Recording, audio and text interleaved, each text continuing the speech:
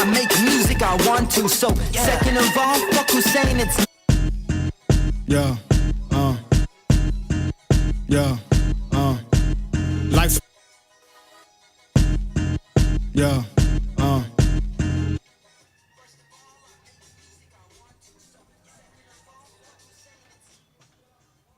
we go. I wasn't playing. My bad. Start over a few minutes. Remix.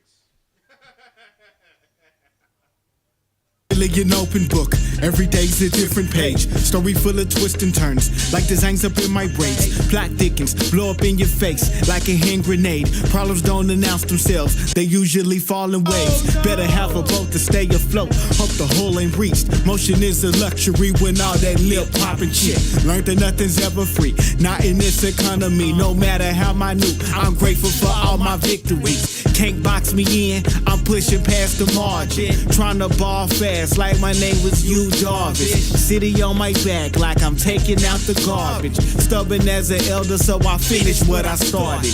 I keep moving forward, no change in the past. I reflect, only play the cards that I'm dealt. I best protect my deck. Same cards you playing with, others rather have your hand unless you sitting in that position. It's hard to understand.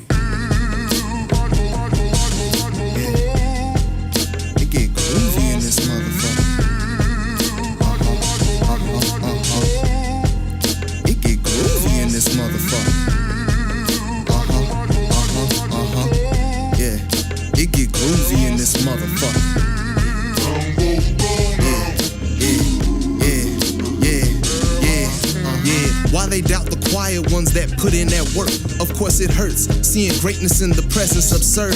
That means the future's what we hold and there will always be first. But can you stand out from a crowd with your same little purpose? See, I was 9 when I seen that life could spiral you out and take your pride, greed, and your ego and turn it into a pie. No equations equaled up, but while you drag out all your lies instead of doing overtime and punching clocks to X and Y's, I hit the stew, jump in the booth, it's looking like a smackdown. Make hit after hit, I bet I lay another track down. At your local event, I'm just hanging back for right now. Yeah, gather back the vision and import it to the black cloud. My data strong, got tears and bites from hardest in my sound. I mean my paper long, spin 3 for its feature, it come back round, new style. Been out in these streets like I got no spouse. Black executives taking the chance like the man of the house.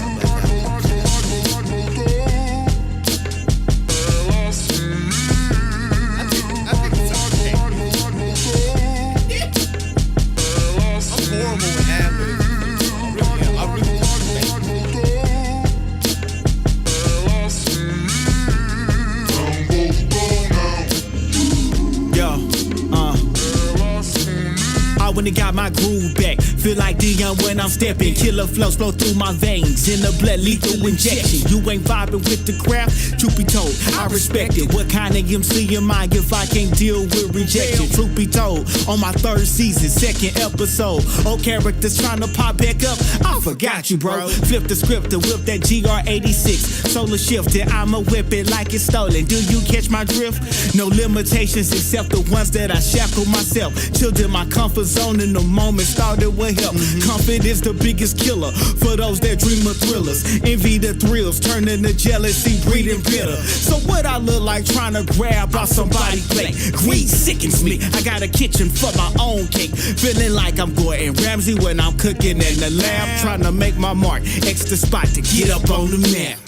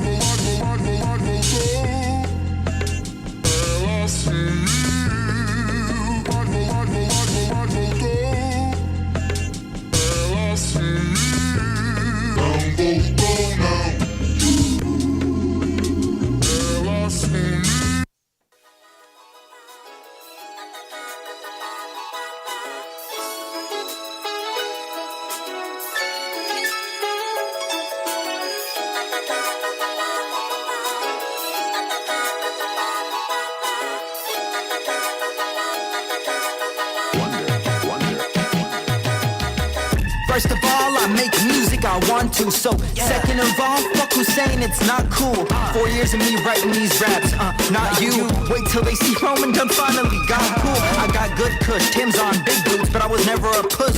Always win, a lot to lose, but I just never would. Bank account normally float around 2 digits, no doubt. I'll pop out a few years from now with 2 million. Pockets getting fatter, Dave Blunt's fast like Usain run. Brain too big for my cranium, they rushing to hate on any bomb I drop. I'm Ukraine to him, piss off enough people to fill a stadium. I go hard like titanium circuits. Gotta be delusional, the state is determined. Y'all faking your verses, no break time, I stay working. I'm sorry for those who ain't heard this, cause I'm the greatest rapper you ain't heard of. Band lab rappers getting on my nerves. Y'all a bunch of little jerk-offs. Locked in, no one I talk to, turning my introvert on. Sip vodka, Smirnoff. I stopped with all that conscious shit, now I'm on my cocky shit. Got that secret sauce, you know the condiments. Walking around stumbling, zombie apocalypse. Any song is in palm is probably we gon' tap into his godly shit. Ain't preaching nothing, I'm talking about the bars he spit. The second you start writing raps, you become a narcissist. I see the chance I'm giving, been a gimmick for a minute more than I'd like. I'm ahead of my time, the scientists in a decade are not deciphering the rhymes like hieroglyphic writing. Decide who you side with, motherfuckers get Swiss cheese by the people they get in cheddar with. Questioning what friendship is, stomp beef like an elephant, but if people overzealous then I bow it with elegance. Too much wisdom, I'm telling you, let me end this shit.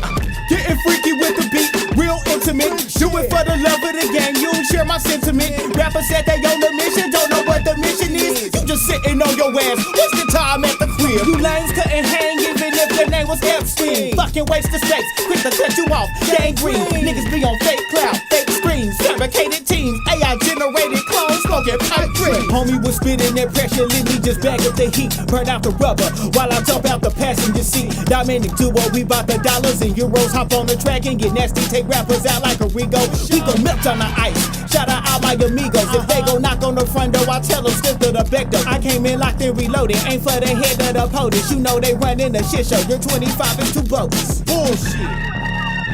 Yeah, man, it's your 2025, dog. Don't let a motherfucker stop you from doing nothing. Real talk. Cause motherfuckers will take everything you got. They'll take your crib, they'll take your bitch, they'll take your money, and they'll take your shit. I think that all falls in the same category, but I'm out. Alright, bet.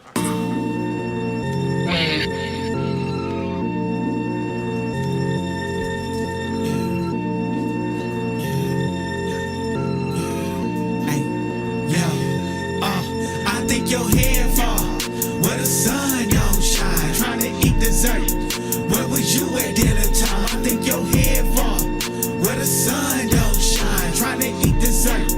Where was you at dinner time? I think yo, I think yo, I think yo, I think yo, I think yo, I think yo, I think yo, I think yo, I think yo, I think yo, I think yo, I think yo, I think yo, I think yo, I think yo, I think yo. I've been lost and I've been lonely. Feel like alone, your best homie. I left behind them bummies. I know that that was phony. Hello. Yeah. Oh, I get the lesson. Switch it on. Little switch.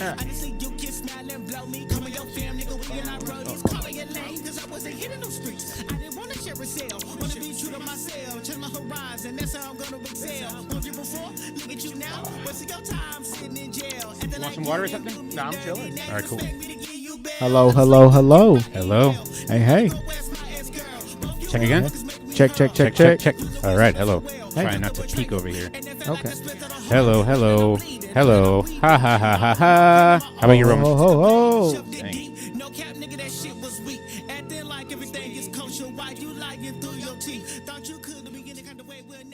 Hello. Hey, hey. Why can't I hear myself? Hello. I can hear you, but I can't really hear my. I can't tell. Those if I headphones aren't the greatest either. can- Yeah, no. I don't need them, do I?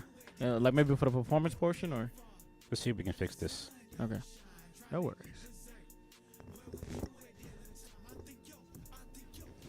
Hello.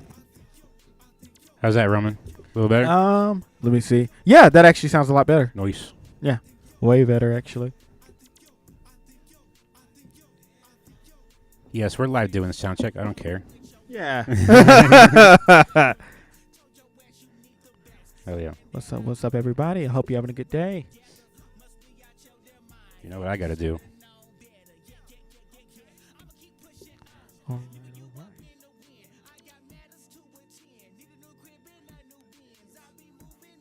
Yeah. All right, try again, Roman. Hey. Keep going. Oh, hey. Go ahead. Ha. Noise. Ha. And I'm checking. All right, I think we're good. Yeah. We are Gucci.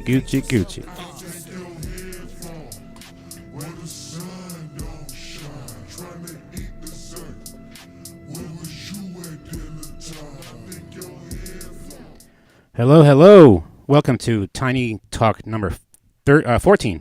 I almost said 13. That was last night with Rosie L. In case you missed that one, that was a really nice interview. It was fun. Super pleasant, sweet person, and she even did a couple songs for us because we had to cancel her first Tiny Stays session on Friday, as well as we have to postpone the Saturday one with Morgan Hawkins because the weather's going to weather. You know how it is. But probably good because Morgan's getting over a flu, so we can give her some more time to get ready and get prepared. Hope you feel better, more. But we are here with one of the hardest working artists in the DFW, in my opinion. Master marketer, promoter, organizer, and he also raps pretty good. And also, the raps are okay. He's all right. And he's also nominated for a two Dallas Entertainment Awards, one for Best Alternative Hip Hop and Best Hip Hop Lyricist. Everybody, please help me in welcoming Mr. Roman DeFro. Hello, Roman. Hello. Welcome to the Tiny Talks. Man, I am happy to be here. I remember you told me about this idea, and I was like, man, that'd be so badass. It'd be so cool. So yeah, man, I'm glad to be here. I'm so happy right now. And it's like nice and cozy in here. It feels so cozy. It's such a vibe. It's a vibe, isn't it? Right? Yes. Just like Tiny Stage. Yes. So shout out to you, Carlos. Shout out to the Tiny Stage. Thank you for being the awesome individual you are. Whatever. Thank you. Thank you for being the artist that you are, for supporting us the way you have. Because, man, Roman is responsible for, I think, a couple of our biggest shows that we've had here. His very first one was last, I want to say July, was it? July? I think more so like September. No, your first one was more like June, July. Yeah, June, right? It was June. It was June, yeah. So Roman here does something kind of awesome. Again, I freaking said awesome. I'm trying to catch myself, people. I'm telling you, I'm trying not to say that word so much.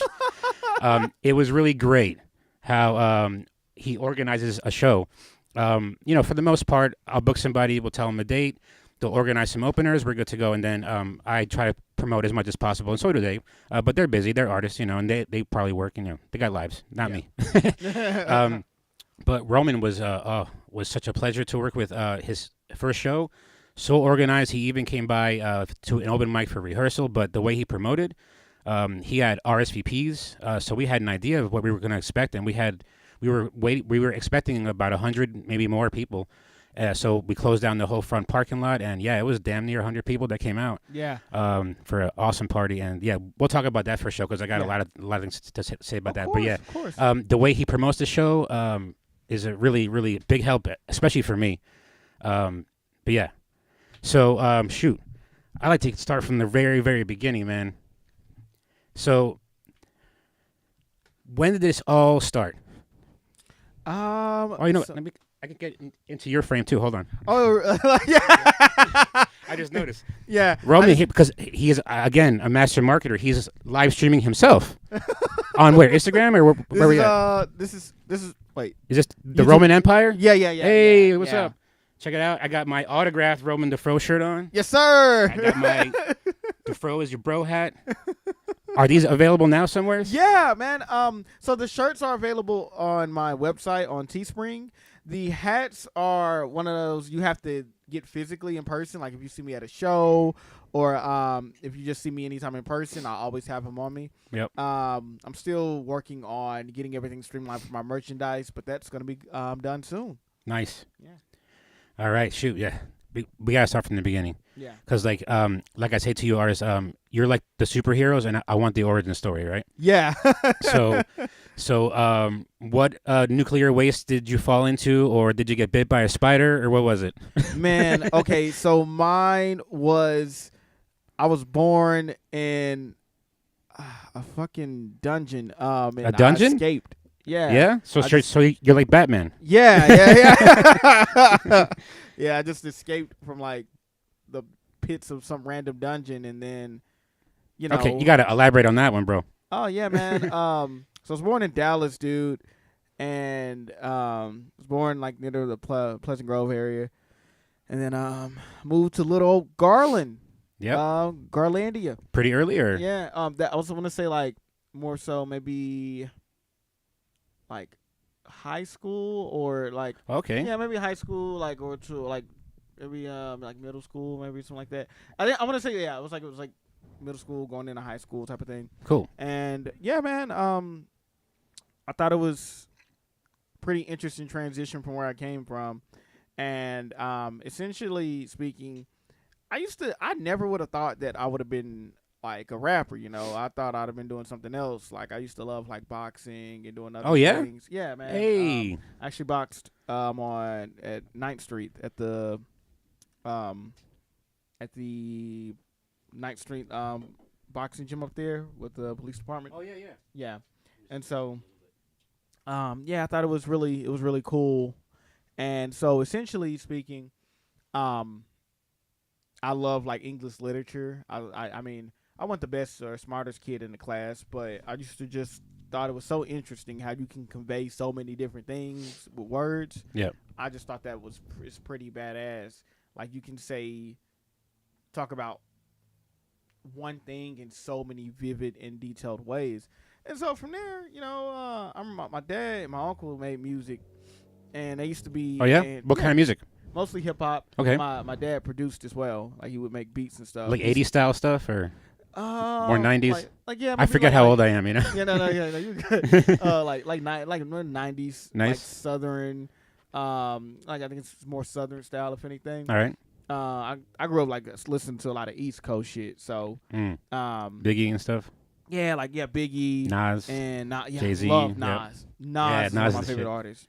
And yeah, man. So they used to be like they used to have like a little setup in the garage at our old house in Garland, and so essentially, I was just like writing. I used to like write little short stories and poems and shit.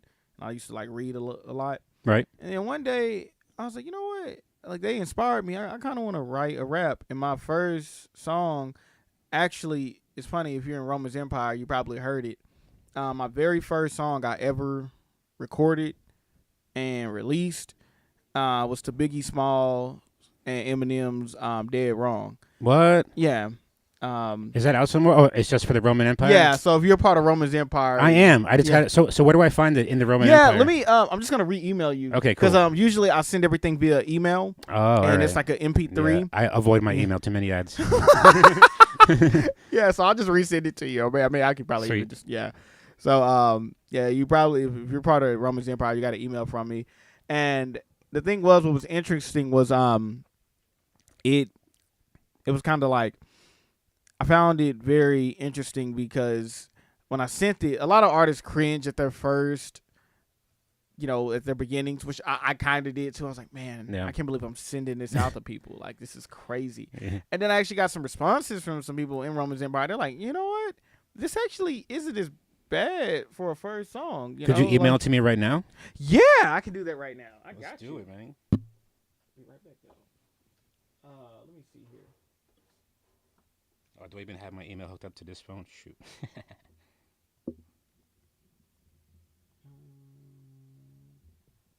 What's your email? It's CLOS9 2009. There we go. Gotcha.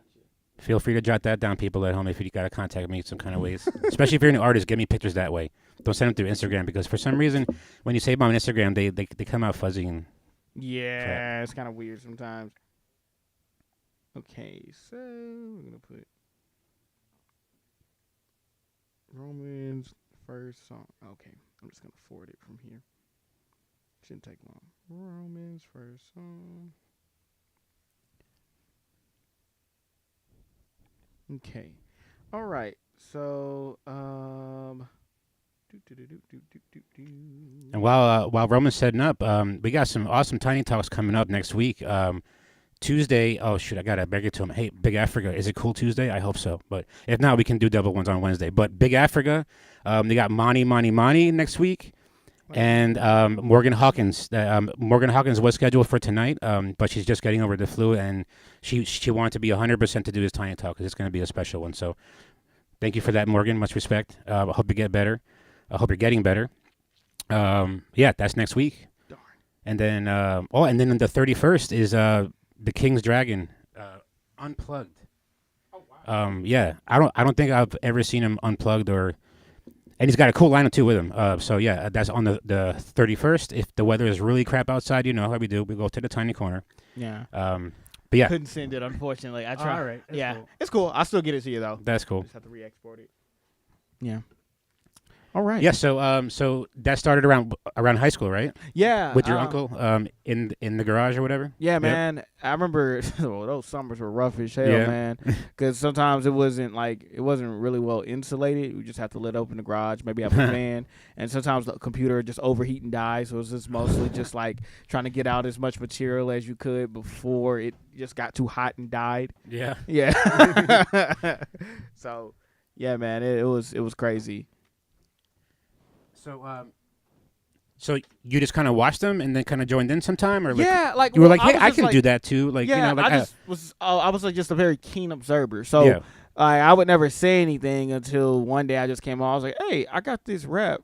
It's to this beat. And my pops was like, what? All right, let me hear something. yeah. And he was like, all right, cool. And then shit, we just kind of laid it down. Took me a few takes, and I remember showed everybody at school, and then they fucking laughed. And Really? yeah. They're like, bro, what the Gee. fuck is this?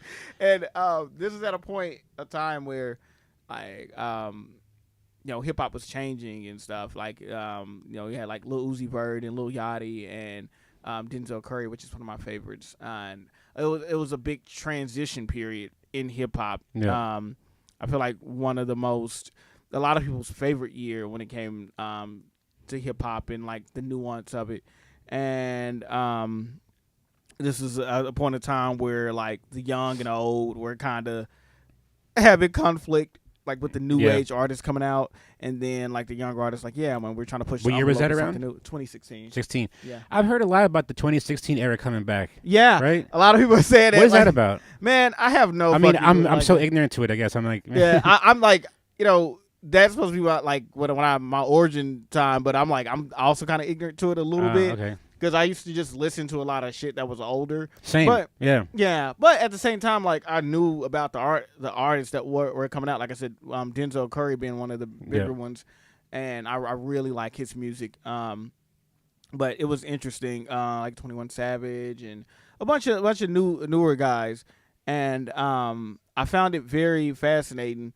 Just like all the new artists coming out and just hearing the different sound and different flows and styles, but I wasn't making anything like that. Right. So it was kind of like to my peers, they're like, well, what the fuck is this? But then I had a few people like, man, like this is actually pretty cool. This is dope that you do this. Like you made this. A lot of people didn't even think it was me at first. Yeah. It was just like, they're like, nah, this isn't you. Like, who the hell is this? Nice. I was like, I took it for what it was. So before all that, you said you want to be a boxer. Yeah, man. So I ask every artist this: what was the thing that like sparked the change in direction? Where like, you know what, Yeah. I can do this shit. Because like I always ask people, like especially if they play guitar or an instrument, it's like, what is the first song that you learned to play where you were like, oh, I can play, and then you kind of like took off from there. You know what I'm saying? It was so. There's another thing too. So besides boxing, I was I got accepted to Lamar and SFA University, and it was On like a scholarship kind of thing, or well, they didn't give me enough scholarship money, so okay. it wasn't to me. I was like, it's not really worth it. Mm. But it was for video game design. Oh, cool. And the thing was, I went to orientation, I checked it out, and I had a choice. It was more so like, okay, is this what you want to do with yourself, or what do you want to do? Like, my parents are pretty open, so, and I appreciate them for that. They just kind of let me do and choose the path I need as long as I'm doing the right thing. That's awesome. And from there, I said it again. Shit, sorry. That's funny as hell. But yeah, so from there it was just like, you know what? They're like, I was like, yeah, I kind of want to just do this music thing, and it was mostly because that was the first time in my life I felt comfortable.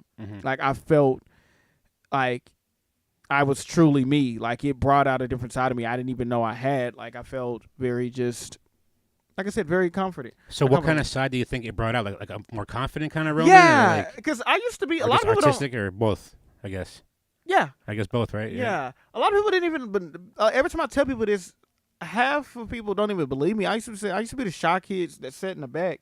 Yeah, I can't believe that either. Yeah, nobody believed Right? that shit. I used to get in a lot of fights and shit because I would get bullied because I was just a kid with big ass hair who didn't say much. And like, when I did say something, it was kind of like goofy as hell. But like, I didn't mean anything defense by mechanism. it. Yeah, I just didn't have the best social skills either because I didn't really speak that much. But then like, and I was like mostly like from childhood and up. But I mean, I used to be like pretty cool and chilling. But that was the first time I felt like just so comfortable with myself. And I just love like the camaraderie music brings. You know, I like that it brings people together. Like, you can have a song in an entirely different language, and nobody even understands what's being said or fully, but as long as everybody's having a good time and can listen to the same thing and enjoy the same things, it's a beautiful thing to me. It's a universal language, you know? Yeah, music anyway. Did your vocabulary kind of came first, right? And that's kind of like what were you able to kind of pull from when you got interested in music. So what was the artist that kind of inspired you to be like, you know what, I want to do this? Yeah, it was definitely, like I said, a lot of East Coast artists. I want to say like Nas.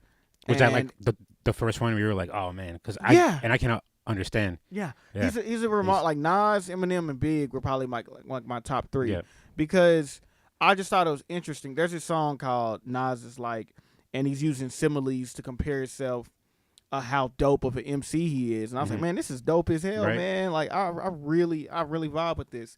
And just the simple beat work. Like, I like the simplicity of it and him just like rapping his ass off.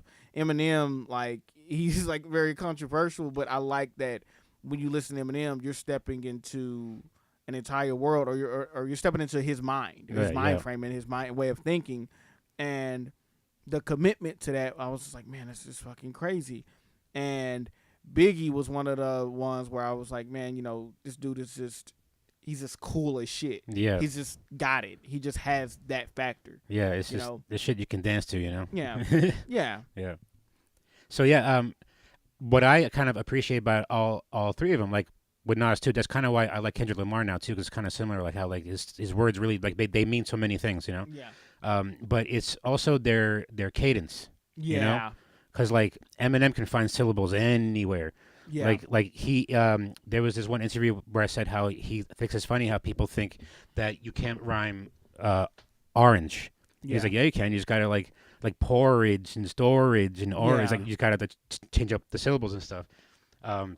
And Biggie, just freaking rides it. He rides a flow like a freaking Hawaiian surfer. You know what I mean? Yeah. Shit. Yeah, it's just so freaking cool, man. Like, it's interesting to me. Like, I always talk about this. And hey, what's up, man? But yeah, I always talk about this because to me, how I create music, how I started making music, it was all about lyrics to me. It was strictly mostly about lyrics. Everything else came second nature. Sort of found a beat to go with it, kind of thing. Yeah. Now I've changed up a lot. Like, now I'm at a point where I can write entire songs without a beat. Like, I wrote Obeezy without a beat. Really? Yeah. I just sat down and was just reminiscing about being in school again. Don't even know why, but I wrote that entire song like it was probably within an hour. And wow, really? Yeah. Oh wow. And I didn't even have a beat for that song. It was just like, And that's kind of your biggest song now, isn't it? yeah. To the Interesting. point where I'm like, That's how it goes. The ones that are written fast are kind of the best sometimes. yeah. Like I didn't even like. I was just having a good time. It just came out of you, yeah. Yeah. I just nice. had such a good time writing the song, and it just brought me back, and I added as much as me in it as possible. But yeah, I just think that part is so cool, and even now, like I've changed how I write and create. Like, I still care about lyrics and stuff like that. I really do. This is why I started my Freestyle Friday series. I really do. But then I also realized, like, yes, so you can have the most poetic and cool thing to say, but if it doesn't sound right to the ear, if no one wants to listen to it, then they're just not going to listen.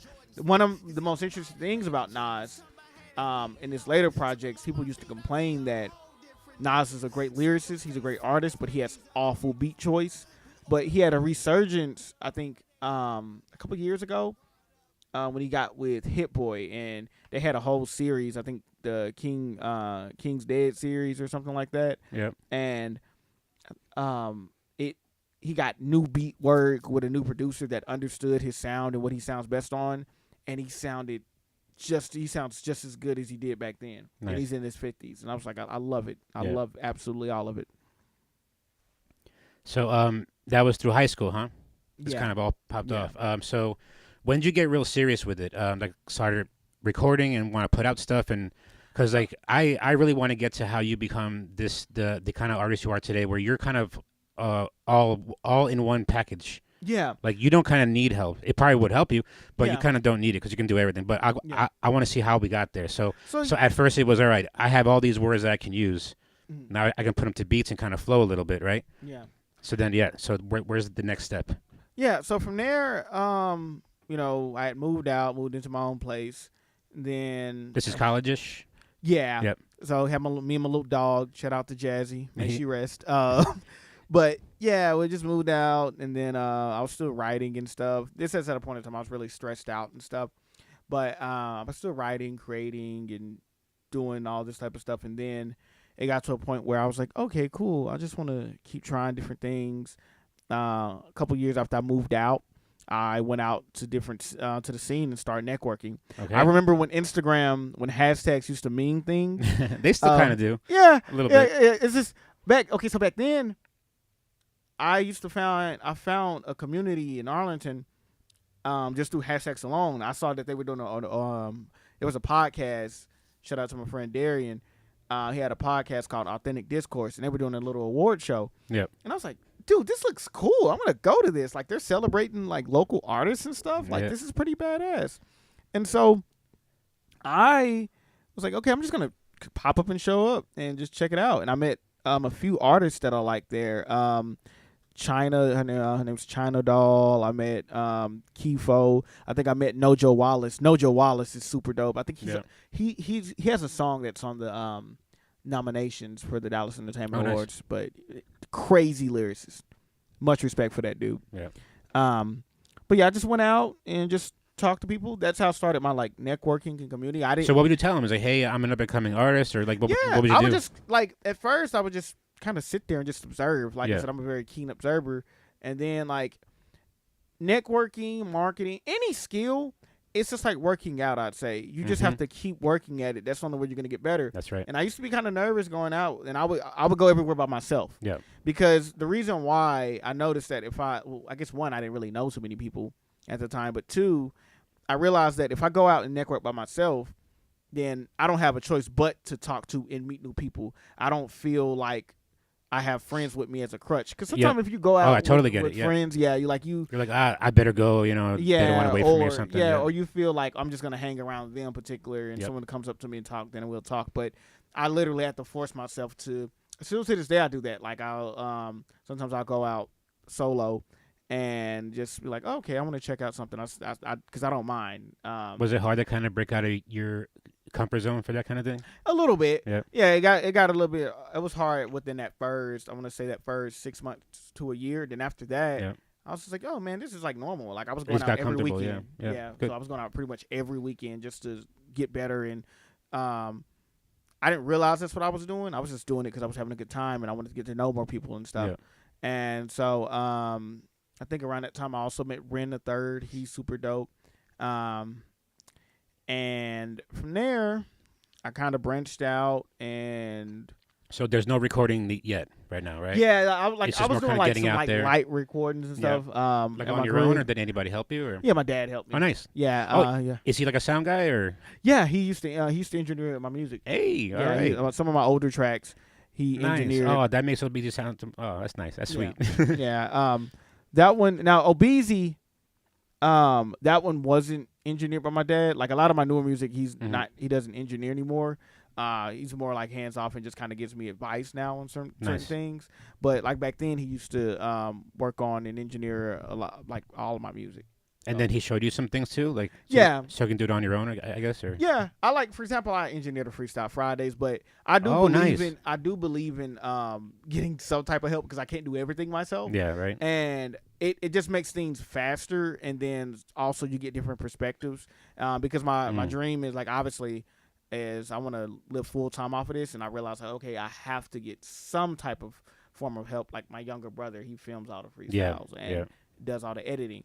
Because I can't do everything. And he's great myself. at it too. Yeah, Shout him out. yeah. Shout out to Fat Flicks, man. Yeah, Fat Flicks, man. Yeah, shout out to Fat Flicks. He busts his ass all the time. I want to work with him. Yeah, he's just always busting his ass, and we're always working on stuff together. Like he's literally at my house like once, maybe twice a week. yeah. But yeah, he's always working. I'll get into that here in a second. But yeah, from there I just kind of kept going, and I feel like I didn't start taking it more serious till about like 2 years ago, 2.5 years. There's an in between part of time where I was dealing with depression, and Look here, man. and yeah. This camera too, you know. Okay, yeah. I just sometimes think somebody cameras like Yeah, right. okay, but yeah. Just that one. Okay, gotcha. You're good. But yeah, so like I what was I gonna say? So there was some depression. There was some dark days. Yeah, huh? yeah. Like there was like an in between time where I was just what was like, going on? well, If you don't mind. yeah, I don't mind. I guess like there was like financial shit going on, and then there was also things like I had never dealt with depression either. Yeah. Like like people say that they were depressed in high school and in college and stuff. I wasn't that person. Yeah. So it hit me at a later time. So I didn't know what the hell was going on. I didn't know Yeah. what was happening. So I was just like, I just assumed like, oh, maybe I'm just kind of sad. And then that sadness like lasted like almost a year. Yeah. So it was something, I know it was something like way worse than that. And I didn't even realize, because I mean, I wasn't going to therapy or anything at the time. So I just assumed I would get out of it. Like I would have points of time where I'm like just working. Then I go to sleep, work, sleep. It was off and on. It even got to a point where I even stopped writing for a small period of time. I was just kind of meandering through life. And then I got to a point, I was like, you know what? I don't want to keep doing this. So I was like, let me get back in the groove. Let me go back to the gym, which I highly encourage people to do something to stay active. Yes. Because that is so good for your mental. Especially for depression. I think there's been studies where exercise is like almost more powerful than like Prozac or whatever they give you, you know. Yeah. Yeah. Definitely. Because it still gets off like The endorphins and all that, stuff. yep. Yeah. Yep. So I would definitely encourage if you're down, like, everybody is a little bit different, but try to get out and do something. It doesn't have to be anything strenuous, like whether it's a walk, if you're a run, if Yep. you're a weightlifting kind of person, whatever you are. But just, And try walking barefoot on earth. Yeah. It's called grounding or Grounding. earthing. yeah. You'll laugh, but it helps. Yeah. Shout out to Jocelyn. I remember I went. Oh, yeah. Yeah. It's actually her birthday. Happy birthday to Jocelyn. Jocelyn, love my Jocelyn? Yeah. Oh, happy birthday, Jocelyn. Yeah. Hey, I miss her. Yeah, super cool person. We went and did like some grounded and yoga one day. Oh, nice. And it was super chill. And like I don't get to, like I do yoga and stuff, but I don't get to do that. It was at a point in time I didn't get to do that often because Right. I was just so busy. So it was like a nice change of pace from things. But as far as like the depression goes, I finally got out of it. And then it's still, even after coming out of it, it felt like a whole year went by that was just like undocumented almost. It felt like it was Man, just a blur. you just described like a decade of mine. Like just going to work, going to sleep, going to work, going Yeah. to sleep, going to yeah, just like you said, that kind of meandering through life, whatever. Yeah. Was there someone or something that kind of like made you like kind of be like, you know what, I want to change it? Because for how it happens with me is like something bad happens, and then it's like, oh shit, that was bad. Yeah. I thought I was all right, kind of keeping it in, but Yeah. now it's starting to come out. So now I got to do something about it. You know what I'm saying? Yeah, I will say what happened was I met my ex, and so it probably wasn't even the best thing to do to be dating at the time, but you know, It happens. it happened. You never Yeah. know. Like you meet people in life, Sure. and like one thing turns to another, and it's just like we were together for 3 years. Oh yeah. But yeah, like it just we happened to connect. We actually met on a dating app, which Oh yeah. I was like, I think it was just I think it was at a time where I was just like so down, and I was coming out of it at that point. I was like, you know what, I just kind of want to go and meet people and stuff, Nice. and I really had no expectations. But And this was how old around? I want to say about 3 years ago. So it's like 24, 23. Okay. Yeah, somewhere along those lines. So from there, we dated for a little bit of time, and then she was like, "Yeah, I know you make music." She was like, "What have you put out recently?" And I hadn't put out anything in a while. And like I said, I didn't tell her about the depression part yet, which I kind of explained as time went on. And from there, she was like, "Yeah," she was like, "I feel like you should, put out more stuff, or you should you should put out more stuff and like work on yourself and like work on your style and stuff." Then I remember there was this one time she I still remember this shit to this day. We went and hung out with some of our friends, and yeah, a few drinks and stuff like that.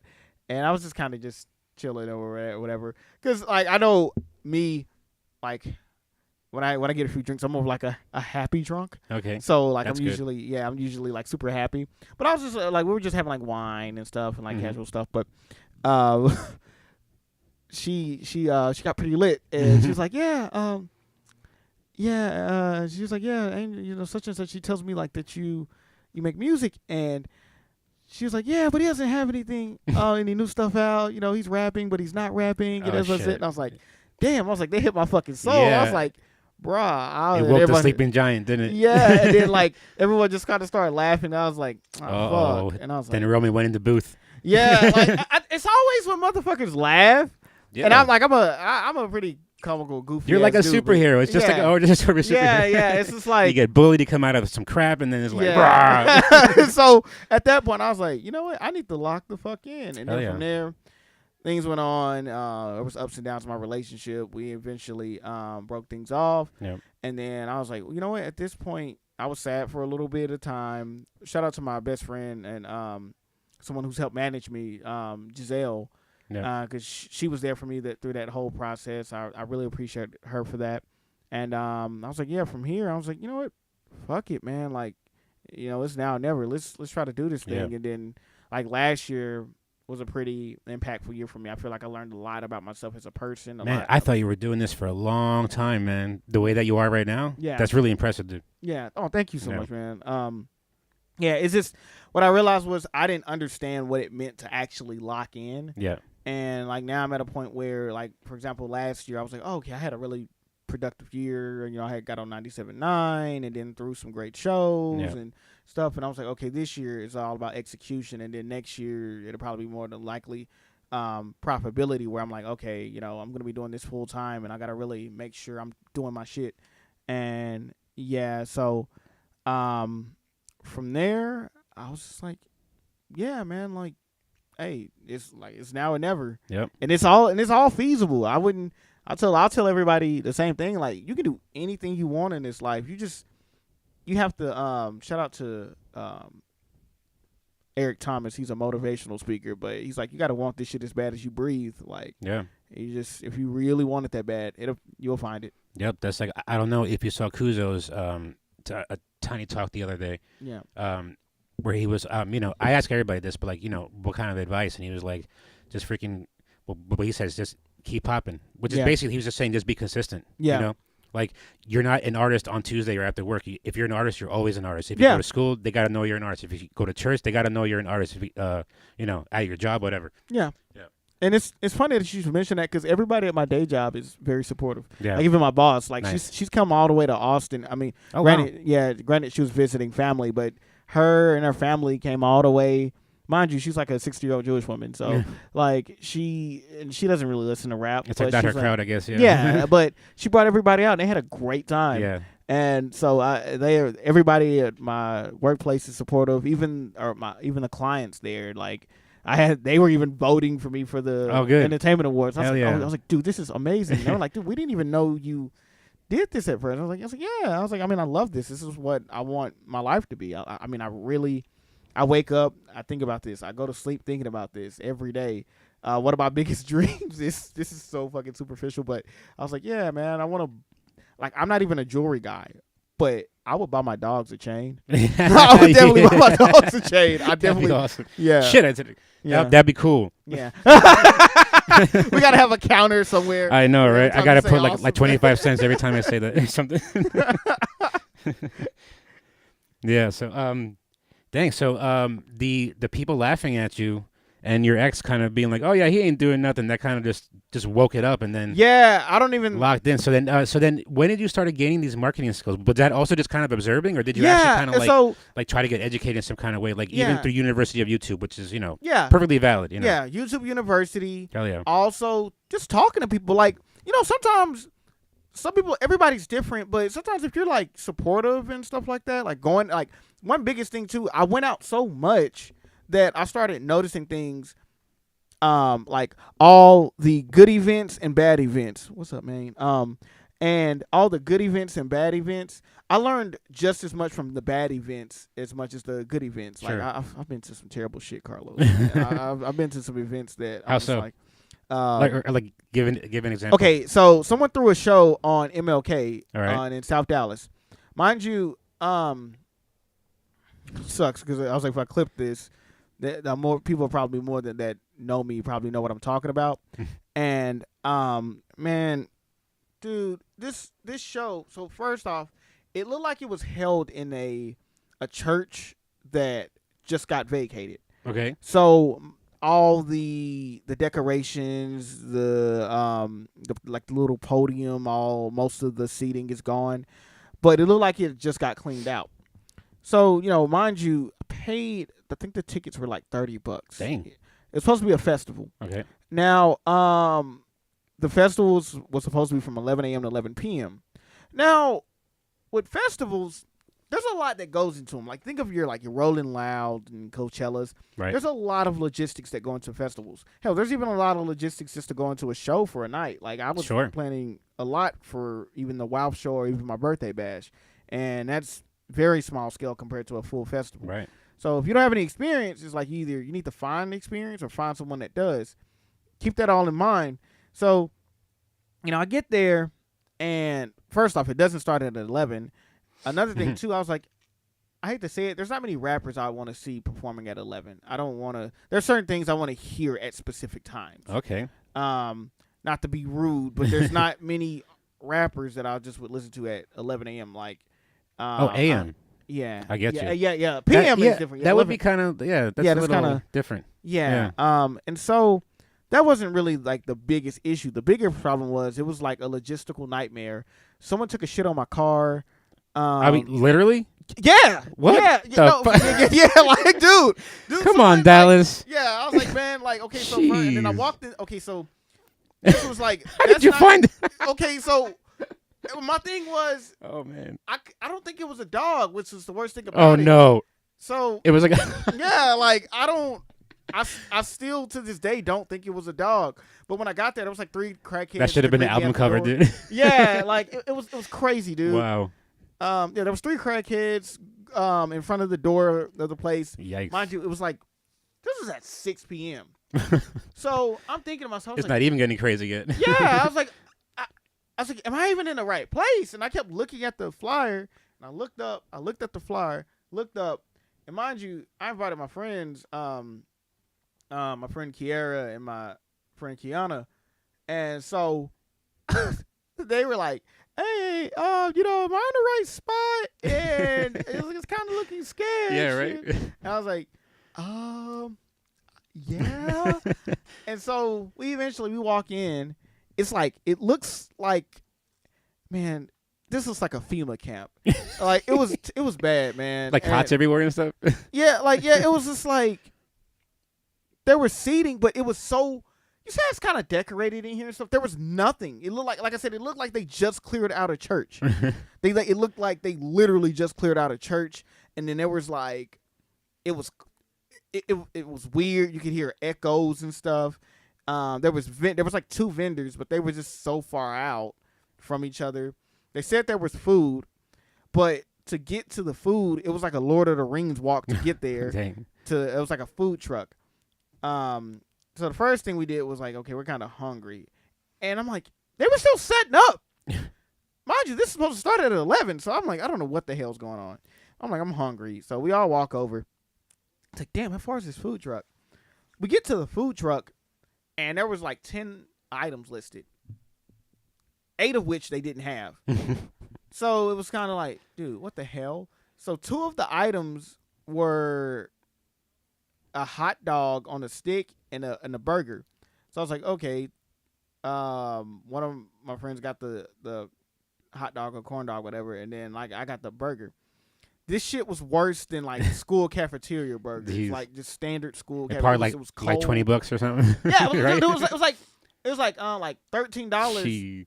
And I was like, well, can I at least get some fries? I got fries. They ran out of fries, so she didn't get any.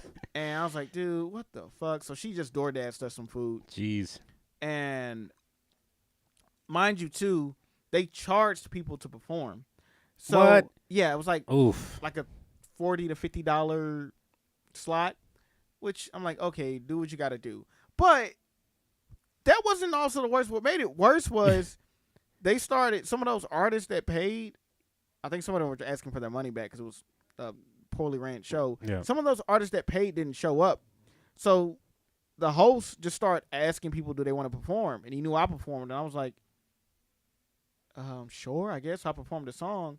But then it made me think in the back of my mind, like, damn, someone paid $50 to perform at this thing. Yeah. This is awful, pure awful marketing. The marketing didn't even, I was informed about the event like a month in advance. The marketing didn't start until almost the week of the event. Mm-hmm. So it's just like, that's a poor effort on your end. Like, and the reason I call that out is because if you don't say anything, these people won't get any better. Yep. And then that just told me and showed me. What worst thing about it, the host was asking the audience to help them clean up, which is weird. I'm not saying there's nothing wrong with that, but if you do something that terrible, like, nah, you got to clean up by yourself, bro. Yep. Man, I feel like you're actually talking to me right now. I'll be real honest, because I can take that same advice because I'm not good with it or I haven't been. Yeah, but I was telling Roman earlier, the old Carlos, I was asleep for a little bit. Yeah. Carlos woke up recently, and you're gonna see. But yeah, I'm very guilty of that as well, and yeah, trying to do better with that. But yes, yeah, no, I'm taking that advice also. Yeah, dude, I'd say anytime I'm coming here, like, it's like a vibe. At least it's set up and it looks nice, and I get to see some cool artists. And I'm like, I don't feel like I'm walking into a death trap, you know? Yeah. Like, it feels accommodating, you know? And everybody's here, that they're in good spirits and stuff. But that, yeah, that was awful. And I was like, I can learn from this. Like, I've seen a lot of good shows, too. It's some of my favorite shows, besides, like, bigger concerts. Some of my favorite shows are more intimate and well curated. Shout out to Restoring the Feeling. They do a show every first Sunday of the month. Nice. And it's usually pretty intimate. They have about 4 to 5 artists. It doesn't feel like there's too many artists. It feels like there's just enough to where these artists are highlighted and you can get a gist of them. And it's ran pretty well and the timing is good. That's what was one of those things that kind of inspired me to like throw an event and make sure things are timely and like make sure I don't have too many acts to where it gets to a point where someone doesn't feel it. Like it feels special. Like it feels like you really can connect with all these artists by seeing their full set. But yeah, I've learned a lot from both the good and bad shows for sure. Yeah. Yeah. So from that, you're like, all right, don't do that. So I'm not going to do that myself, right? Yeah. And it's like, then I'll see this one thing, but like, okay, well, like try that. The rest from like marketing is just like YouTube stuff. It's also seeing other people do things. I'm like, oh, okay, I think I can try that in my own form or fashion. Yeah. And yeah, it's testing the waters with things because all it is with marketing is just like understanding who you are, understand why people like who you are, and just pushing that as much as you can. And sometimes too, don't be so quick. I had to learn this myself. Like, don't be so quick to pivot from an ideal because it's not working instantly. Because a lot of times, like, I would chase like instant gratification. And I have to catch myself and correct myself on that, because you could have a really good concept, and it's just like, okay, it's a slow burn. Like, if you started to notice that someone's paying attention and there's some like connection, like there's some sharing, and then there's like comments and people are sharing it, like, it may not be to the thousands, but you have to work your way up to that. Because some people are expecting things to happen instantly. I kind of learned that like, myself. Yep. Yeah, like, because they see something blow up on TikTok, or one clip will blow up, and they're like, yeah, I need. It's like chasing a high almost, and it's like, yeah, I need that again. But I'm like, no, you have to build momentum and like have some, like, build leverage. It's not about just numbers, because you could have all the numbers in the world, but if that doesn't translate to anything, or if you can't use that data, it means nothing essentially. So I learned that over time just by listening to videos, also talking to people, asking as many questions I can, and that's all been in the last couple of years, kind of. I'd say like that. Yeah, I'd say like within the last couple of years, 2.5 years. And did you feel that you were kind of had to do everything out of necessity because you didn't really have help? For all that kind of stuff. Yeah, like, I mean, luckily my brother came into the picture. He started helping me with content about a year and a half, almost like 2 years at this point. He started helping me with that. Giselle, she started being my manager sometime last year. She's not my manager right now at the moment because she's finishing up some stuff with her schooling. But she ended up helping me with that. And like, she was really helpful and like helping me with connections and stuff. And it's one of those things too. Like, I tell artists that if you're looking for some type of help, make sure, because it's like, if you want it to be a business, you have to run it like a business. So if I have a business, think of a brick and mortar business, and I'm not really generating much business, it's like, okay, well, how can I do that? Who can I have help me do that? And you got to find people with the right skill sets and everything. Yeah. Or you have to do it yourself. Yep. Because the thing is, sometimes people say, oh, I need a manager right now. And it's like, okay, why do you need a manager? If you don't have anything to manage, they can't help you. Yeah. They're like, unless it's like a manager, like they already have connects and stuff like that, it's different. Like Giselle, she helped me plan one of my first shows I threw back in 2021. This is at the time she wasn't my manager, but she was helping me. And me and some buddies, we threw a show because my dad gave me an idea. He was like, yeah, if you're not like getting booked right now, because mind you, this was after COVID. Right. And post ice storm, when I threw this event back in February of 2021, I want to say at the Green, it was at the Green Elephant, and I was like, yeah, he was like, yeah, just throw your own event. I was like, okay, cool. And I was like, I looked at the logistics. I was like, I've seen events. I was like, I definitely feel like I have the pool to do it, and she helped me out with some things, and I didn't think many people were going to show up. I thought it was going to be like, I was like, man, if we get 30 people, 30, maybe 40, I'll be cool with that. And then like 80 to 90 came. And that night, and this isn't like, because I'm not a flexing type of person or anything, but that night, I remember that was my first time in like one night making $1,000. Oh shit, nice. Yeah, it was crazy. Like, and some of it came from like Door, a lot of it came from Door. Some of it came from merchandise because that sold out. And then there was another guy who he was also a promoter at the time. He was like, yeah, man. He's like, dude, I'm loving what you're doing. And he like shook my hand, and it was like $150 in my hand when he walked off. Hey. Which was crazy. I was like, what the fuck? I was like, this is crazy. So one thing I did also learn about business too, even if you're not, like, if you feel discouraged of anything, like if you can generate any type of income from what you're doing, that's repeatable. You can multiply that. Like, even if you make $50 in a month, that means someone cared enough about you to pay $50. It's like, well, now all you have to do is figure out how to replicate that, because business is in its own form. It's an art form. Oh yeah. And I thought when I learned that like sometime late last year, and I was like, man, that's pretty fucking cool. That's a good way to put it. I freaking graduated with a bachelor's in business management. I never saw it as an art though. Yeah, like I mean, definitely hard work, but like but you're totally right, because you can see business people, and especially with me trying to get into marketing, they have like there's certain styles, or so yeah, like it's like artists have their own style, their own kind of lyrics, their own kind of flow, whatever, their own kind of music. It's just the same with like a business person or like a marketer. Yeah. Yeah.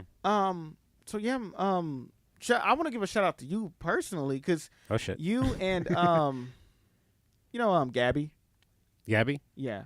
Probably if I saw her. Oh yeah, yeah, Doug. Yeah. Yeah. Yes. Y'all gave me some cool ideas, and Awesome poet, by the way. Yeah. Good poet, great poet. Not Yeah. awesome. Damn it! Another That's 25 three I cents. count- Damn like, it! It's like 3 I count offhand, Shit. like 3 or 4. I'm gonna owe like $100 after the end of this. Yeah. Who do you owe, Jana? Is it Jana? No, I was just saying like I should. Oh no, I was I like, should just put a quarter every time Yeah. like I say it. I was looking. I'm gonna have an awesome jar right here. Every single time I'm gonna go drop a quarter when I say it. I don't know why I thought you and Jana made a bet or something. I was Nah. like, yeah, you're gonna owe Jana big time. Nah. But yeah, like I remember I mentioned it to her. And she's like, oh yeah, because she does lashes professionally and she's great at her business. And I remember mentioning, he was like, Carlos is mentioning something about like a making like an ebook or something, and she's like, yeah, do it. She's like, Yeah. why not? So that's something I'm looking into in the future. I just try to take things one step at a time where I'm like, okay, I need to focus on my artistry and building up my brand first before I do that. No, because I'll tell you, when I talk to other artists and they're saying how they need help with this and that, especially with marketing and promoting, I'm like, man, talk to Roman. He'll freaking give you 15 minutes. He'll give you great advice. Yeah, I almost said it. yeah. I said great advice. Even what you call Jenny Lamp's manager. I don't know. Shirley. Yeah, Shirley. I don't know why. I almost call her. I almost said Truly because she is truly Shirley. Yeah, Truly Shirley. Because, but because she sat down. She's like, yeah, I want to talk to you. We sat down for like 30 minutes. Yeah. And she said she soaked up and learned a lot of information. And she said she was happy how the show turned out, and that made me so happy. Yeah. But one thing too, I've learned that if you have a trait or skill, I think a lot of artists too are afraid to make income. They are? Some people are. Well, I wouldn't say afraid, but I'm gonna say afraid because I remember I was at a point where I didn't feel quite comfortable asking people for money quite yet. Like, well, maybe not up until the point that I was throwing my show, because that was kind of a given. Throw shows and like sell merchandise. It's a very traditional way to make money as an artist. Right. But there's other methods that you can do that, like whether it's exclusives or, like I said, even during COVID, I lost my job temporarily and I got laid off. So I was like, well, fuck. I mean, and everybody was getting laid off. Right. I mean, it was COVID. So I was like, I don't have nothing but time on my hands. That's how I met my closest friends, Prince Parker and Kill. And we used to shoot content like every weekend. We hung out every weekend. Hell, even sometimes during the week. Because we had nothing but time, and then unemployment finally came, which I had never been on unemployment. I was like, oh, wait, is this just money I can get? And I can still like make music. That was one of the pivotal moments too. Like this was like a little bit before the depression hit, where I was like, I can really do this. But I started selling CDs. I was about to say, because I was just noticing your earliest music is around 2020. Yeah. Yeah, and that's when I started like releasing more and everything, and I put it on digital. But I was like, you know what? I want to kind of. I remember my dad. He gives me a lot of like ideas. He's like, you should have physical copies. And then I was like, okay, well, how would they buy? He was like, I don't know. We used to just sell CDs back then. that's right. So The back of your car or whatever. yeah, but I think streaming definitely devalued the art, like of buying music actually. So I was like, well, what would be the incentive for me to sell this? And so what I did was I was like, one, I made sure that the cover art was presentable. I wanted the presentation to look nice because that's everything. Sure. Like the presentation is really key because it's like, if you see something cool, I've bought things just because they look cool. I don't know anything about it, but I'm like old records and stuff. But the presentation has to be key. Yeah, man. Shout out to Children of Indigo. Yeah. I bought one of their albums, and it's like a beautiful piece of art. Yeah. Yeah. And that's cool. And I also gave an incentive. I was like, I signed this thing, so it has my signature. So once I do get bigger in the industry, it'll be worth something. That's right. I got it right here. You can see it. Yeah. It says with love, Roman the But yeah, man. So then I also included a bonus track on the CD that wasn't available on streaming platforms. Smart. Still isn't available on streaming platforms. So if you have that project physically, you're the only one that have that song. Yep. And this is like exclusive stuff like that. And I was posting about it almost every day, and people would buy. I mean, I remember that was the first time just from music alone. I think I made like $400 or $500 that month. Wow. And I was like, okay, cool. And so I had to go back, especially after this year. I had to analyze because I just got done with a meeting from someone who does marketing, and he does artist management. Shout out to my guy Zai, and he was giving me some advice. And then also one of my good buddies, Matt, who runs a independent label called Iris, Mm-hmm. and they were giving me some advice, and I thought about it. I had to go back and think, like, okay, what was profitable for you in the past? What worked? What's something you can replicate? And then I figured out, I was like, yeah, I can definitely do this. But back to my previous point, at first, like, I feel like a lot of artists, when I've talked to, some people were like, yeah, man, I just kind of just want to make music, and it's cool if you want to do it as a hobby, but if you say you want to do it serious as a business, you have to be able to generate income. Mm-hmm. You just have to be. And some people, I think, try to do the things the traditional way, or I think they don't really fully analyze themselves. Yeah. Because it's just like, if you want to generate income, it's like, why should people be willing to buy into you? What is the best parts of you that people should buy into? That's what it is, because I think a lot of people get trapped into trying to imitate instead of be themselves. Yeah. And then they're chasing, like I said, they're kind of chasing a dragon there that they're never going to catch, you know? Yeah. Because they haven't found what their niche, you know what I mean? Yeah. Yeah. And usually that's how it starts too. Like, usually I think you start off kind of imitating some of your favorite people and stuff, and then you eventually should branch out to do your own thing and form your own. But yeah, like, I think a lot of artists, like, since, especially with streaming, kind of devalue the ideal of purchasing music. So there's a guy named Curtis King. He's on YouTube all the time, but he's also an artist, and he took all his music off of streaming platforms, which is but the most interesting thing that I found out, I don't know if it's still the same, he took all his music off of Spotify, and he said, well, I want to delete my profile. And he called customer service, and they said, we can't help you. You can take all your music down, sure, but you can't delete your profile. Why not? Wow. Beats it's me. Like you're trapped or something. Yeah, there's a lot of weird practices companies do. But he was like, I don't feel like for my business, I don't think this is conducive to my business personally. I feel like I'm worth more than 0.0003 cents. And he said something funny. He's like, yeah, they're paying us like crackheads, man. It's nice. Yeah, right. And so he was like, yeah, I want to sell my music. And I think my audience will buy it. And they did. And he's living off his music. And it's also, too, the way that you present yourself, like, with your audience, how you sell yourself to your audience is what they're willing to buy into. So if you, how can I put it? If you present yourself as a certain way, like you're very disorganized, and if you're very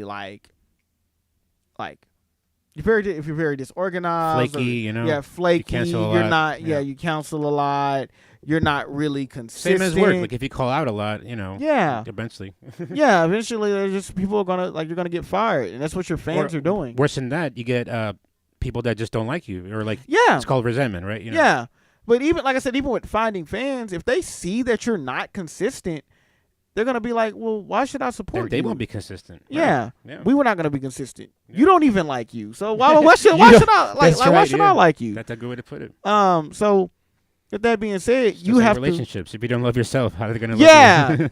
Yeah. And what I found out was that you have to essentially train your audience on what you want them to do, because a lot of people are just gonna take you for what you are at face value, but if you start off the bat like, hey, this is how I operate, this is what I do, if you want to be a fan of me and support me, this is how you do it. You, like, I always think about I always use the cell phone analogy. Who would have thought that these little devices that we have would have been such an integral part of our life. Think about when Jobs. people, yeah, and it's crazy how people just think about stuff like that. It's crazy. And just think about the time where people were using like landlines or rotary phones and stuff. They probably thought like, I'm cool with this. I don't need anything else. Then they start introducing. No, the cordless phone was pretty like, oh. Yeah. I was young, but Yeah. I mean like a baby or a kid. Yeah. Not that old. Yeah. But yeah, the cordless phone was like, because I remember the cord phone where you had to be around that port, and you used to have long ass cords that you can kind of walk around, but then you're like people like tripping over shit or like knocking shit over. So having a cordless phone was like, oh wow, we can walk anywhere. Yeah. It was like yay, but no one was like, this thing has to be near me all the freaking time. Yeah, like that. no Or one. like That's what I'm saying. No one thought about that. Yeah. So it's kind of like same with your audience. They're not thinking about certain things, but then if you present them with the You gotta concept, tell them, yeah. yeah, and you're like, hey, like for example, like I said, the Freestyle Friday ideas, and I'm going to different cities around the state of Texas, and I'm dropping a freestyle every Friday, and I'm like, hey, if I'm not consistent, I gotta cut my hair, and this is like, and I'm just like, they're like, you know what? I gotta see Roman with the Yeah. with the latte do. Yeah. So they were just like, With dude, the latte fade. that's cool. Latte fade. Yeah, that's like all the way down to the skin because I'm to kind of bald. to the scalp. That's hilarious. But yeah, man, it was crazy. So people were just like, I made the little flyer of like, okay, it's set up almost like a tour. Like I'm not in any. It's not a show, but you can pop up there if you want. And I just show people like, yeah, this is what I want to do, and this is how I want to set up. And like in the future, I'm gonna do a thing to where it's like, because I'm gonna bring like the old mixtape era back, and I'm like, we'll have physical copies in the future and digital copies you can buy into if you want to get like the full audio versions of these freestyles. And people were like, oh man, this is cool. It's one of those concepts, like I said, it's still fairly new for me and my brand and what I'm putting out. But yeah, I mean the second one comes out tomorrow, so I'm excited to see how this grows, but I had to literally tell people about it and promote it and tell my audience about it, and that's literally how they buy into things. You just have to teach people how to support you. And this Roman's Empire, I think, is awesome. Yeah. A great idea. God damn it. A good idea. Great idea. Very, very smart idea. Yeah. And you got to show me how to start that for Tiny Stage, I think. Yeah, dude. It's I'm a millennial, Yeah. Man, look, I'll tell people. I'll just go on YouTube, I guess. I'll be like, hey, YouTube, how do you do this? Look, I got you, man. Because it's pretty simple. I'll tell anyone, like, data is so important. That's like one of the most important currencies besides like money itself and time. Mm-hmm. Data is so important because I remember it was one year. I don't know what the hell was going on with Instagram. I think they were changing things and the algorithm was updating. But it was so weird because Instagram went down for like a whole day. Done. And so some people were complaining on Twitter when it was Twitter, and they were complaining, and so good. No, you're good. I'm Okay, just okay. looking for power. Gotcha. But yeah, they were complaining essentially about Instagram being down, and they went on other apps to complain. And then that's when some marketers are coming out like, hey, that's why it's important to have your fans like emails or phone numbers. So that way, if something like this happens, you still can communicate them. You're not like relying on these social platforms. Right. And so, even though I have like my Instagram channel, I still have Roman's Empire via email. And there's like emails that come out at least once or twice a week to keep everybody updated and about shows or new music or anything. And just even exclusives, like I want give people a reason to be there. Like these are my, my fellow Romanites. These are my tight knit people. So, yeah. But yeah, man, I thought that concept in particular, I really don't know the origins of that, honestly. Roman's Empire, I can't remember when I even came up with that. That I really don't even remember. Pretty recent, wasn't it? Yeah, I guess it is fairly recent. Like it was like within the past year. A lot. Like I want to say the past like year, maybe two. Sorry, my Roman's camera. I just noticed the battery was dying, so I had to scramble and get a power cord. My bad. But yeah, Roman's Empire was like more so recent, and I was like, what is an incentive I can get people to get more closer with, and I'll update them. And like earlier this year, at the beginning of each year, I message everybody individually, like, hey, do you still want to be a part of this, or do you, like, how do you feel, or what are some ideals that you want to see from me this year? And I just personally asked them, what do you want to see? I love that. Yeah. Yeah, they were just like, yeah, we want to see more That's BTS. called market research. Yeah. Yep. And it's like, sometimes that's the simplest thing you can do. Like, if people support you, just ask them. Mm-hmm. It's like, what do you want? And even if you don't answer, I just love that, like, that you're just active. And I'm like, you know what? I don't even have to, like, follow so hard because he's going to tell me what's going on. You know what I mean? It's nice. Yeah. So with all this, man, all that, so you just described, like, a whole, business plan for anybody, listening. Where did you fit in the music and all this? Yeah, so it seems like that's like a full-time job in itself, Yeah, dude, but that is exactly why you need help, because there's been points of time I hate when I can't create anything because I'm having to focus on this. So what stops you from creating? Like you don't have the time, or like? Yeah, sometimes it's just a timing thing. Yeah, because I still have a day job. That's why I'm so. You see that, people? It's possible even with a 9 to 5 too. I would argue that starting off, if you don't have any financial support, get a goddamn job. Right. Don't be out here saying, I'm gonna quit my job and live off music if you don't have any means to support yourself. Like work that damn job, because that's your financial backing and support. If you don't have that, if you don't have any financial backing to support your career, you can't get things off the ground. Because any startup business, you need some type of money or funding, and so that's why I'm just so infatuated with, putting in certain systems and everything to make sure I'm getting paid so I can live off my music fully, so I can dive more into my creative side and give you better material. Yeah. And just better roaming. Like that's why I try not to use it often, but I don't have any extra help right now, so I had to jump on ChatGPT and I was like, hey, write me about a 1 to 2 business plan where I can, quit my day job and work off music fully. And it broke it down for me. It was like, okay, what are some things that I don't trust ChatGPT anymore. Really? No. Yeah. Because I've been relying on that too. Not relying on it, but I go to it to learn, the stuff that I do here. Like, how do I get, I want to stream on YouTube and Instagram and maybe even TikTok simultaneously. There's a way to do it. I have to have the stuff for it. Yeah. And then I'm trying to talk, plug into this and press that. I'm like, that button's not there. Oh, you know what? You're right.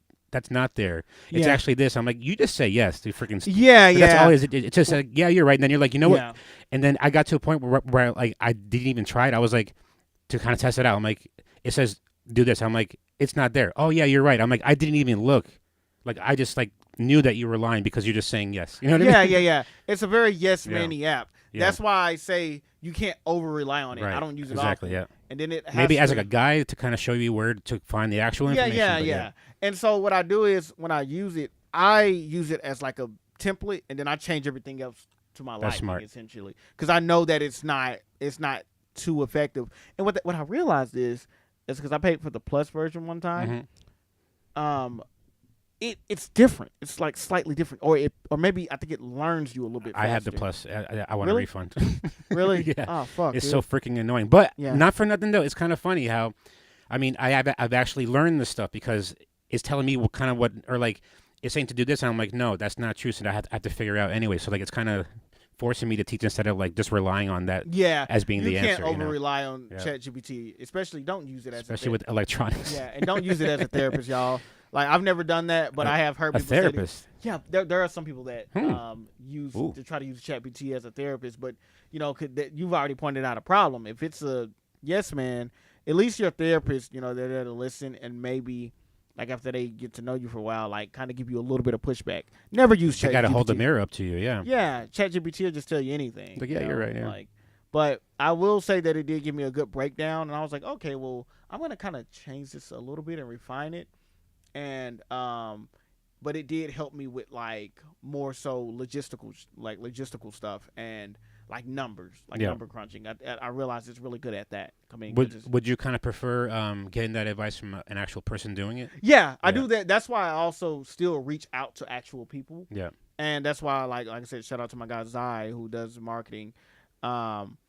me and him may be working in the future where he can create business plans specifically for me once I get the ball rolling with things. But I still prefer to work with people though, because it's just one, they still can get to know you and your relationship better, and they still can like work on your behalf in the sense of like making certain connections for you or just helping you out or just and then just having that people connection is so important anyway. Well, it's kind of funny because I see you kind of looking towards that flyer. Yeah, that's a really great app. Have you heard of the Artists Connect app? I If you've have. been to the Love Mic, you have. Yeah, you got to get on that because that's the network for all that kind of stuff. If you need help, like really anything in the industry, like kind of anything. And even if, because I was going to ask, have you helped anybody else out with your kind of advice? Like kind of, because that'd be great too for that app is that you can say, hey, I'm good at promoting. If you need any advice, I'm here. Man, and then you'll meet actual people. Yeah. That way, instead of having to go out and meet them randomly. Yeah. So can I see that flyer real quick? Yeah. Give my man Sage a plug as usual, because this always comes up. I swear these aren't planned. It just happens in conversation. And I'm like, oh, you know what? This app might help them. Yeah. So yeah, if you haven't been on it yet, Artists Connect app. It's a free app, great network, and something really cool about it too is that you can search people in a certain radius. So that's super cool. You're not stuck with somebody that's in Fort Worth that might not be able to get here consistently. You know what I mean? Yeah. And right now they're running a contest where if you post once a week with any kind of post, just with the hashtag giveaway, you're entered into a drawing to win $100 every month. So that is super cool. I mean, if you're gonna post anyway, like just copy what you did on Instagram, put it on there, hashtag giveaway, you're good to go. Yeah, and I post pretty often. Yeah, so you'll be great with that. But aside from all that, you're connected with a lot of other people, and the more that you help people get on that app, the bigger the network gets, and the more kind of help everybody can get. Yeah. So get on that app today. Is it? Because I think it's on Apple. Only Apple? Only Apple right now. I think Android's coming out soon. Yeah, once it gets on Android, I'll definitely download it. Because I hear that, Sage? We got to get on Android. Yeah. But yeah, I definitely helped out a few people. That's why I think, like I said, I think it was you and Gabby that was telling me, like, yeah, you should like make an ebook or something. You can definitely sell that advice. Because I feel bad bothering you. No, so yeah. Like no, man, you've helped me out so much. You know, I got you. Yeah. But yeah. So you're my bromie. Yeah. So, but pretty much, Keyshawn Taylor. Yep. Yeah. I remember I was in Austin for just to go out, just kind of connect in the scene and stuff, make some connections and stuff, and like for a little gig. And I saw Keyshawn. I was like, yeah, man, I'm definitely down to just sit down with you and chop it up about some stuff. Like, because we were supposed to meet in person, but I couldn't because I was still in Austin. So we did a video call and we sat down. He took some notes. We talked about an hour. Oh, nice. Wow. So talked to Keyshawn for sure. Herc. Nice. That's another one. I gave him the King of Garland. Yeah, King of Garland. Shout out to Herc, man. Are you the Prince of Garland? I don't know. I don't really. Why not? I never really claimed the title. Why not? Yeah, but you want to be? I don't know. I'll just start calling you that. I feel like I'm already like king of the Roman Empire. So I was like, there you go. Yeah. So hey, watch out, Herc. Yeah, Roman's coming for you. He's gonna get you at your knees because it's right there. But yeah, man. So, Eddie's a boxer. Watch out. Ooh, yeah. He can throw them hands. Yeah, man. It's funny because we but yeah, it's like I think that's off a few of the name on the top of my head. So I'm really interested in like where the hell you fit in the music. So like, do you kind of like schedule like, all right, yeah, I'm gonna write at this time, yeah, and so like, okay, so like, does anything kind of ever hit you? Like, say you're at work and you're like, just yeah, and some kind of hits you, then you kind of like write it down or something, or like maybe like voice record it real quick. Yeah, I do that all the time. Yeah, to where like if someone like, oh, let me make a memo. Ooh, let me write this down. Ooh, let me do this. Is there a song recently that kind of hit you like that? Yeah, today. Yeah, not written yet, or not released. Yeah, it's not released or anything. It's just like there's like a voice memo of like a chorus or a hook or something. Cool. And I'm just is there anything released right now that kind of was that kind of inspiration? Like I was kind of doing something that kind of hit you. I am going to say Where You At. Oh yeah. Yeah, because I heard a beat and I was like, oh, this is so dope. And then I remember I was walking out the door to work. I don't know why. Oh, it was my coworker. Shout out to my coworker Billy. He's like an older guy. And Billy's something else, man. But he was like, all right, man. Every time he walks out the door, he has to just say something to me. He's like, all right, I'll see you later. Don't let the door hit you where the sun don't shine. Right. And I was like, Yo, that's such a. I was like, that's funny as hell. And then, That's the first time you heard it there. Yeah, I was like, Yeah, I've that's heard an it old saying, before, yeah. but it just I hadn't heard it in a while. So I was like, that's funny as hell. I was like, yo, the sun don't shine. And I was like, I think your head far. Where the sun Yeah. don't shine, trying to eat dessert. And Where was you at dinner yeah, time? so it all came. And it's Yeah. I think your head's far. Yeah.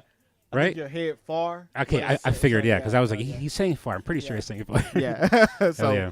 that's how that came about. But yeah, I try to schedule time where I'm like, okay, here's creation time.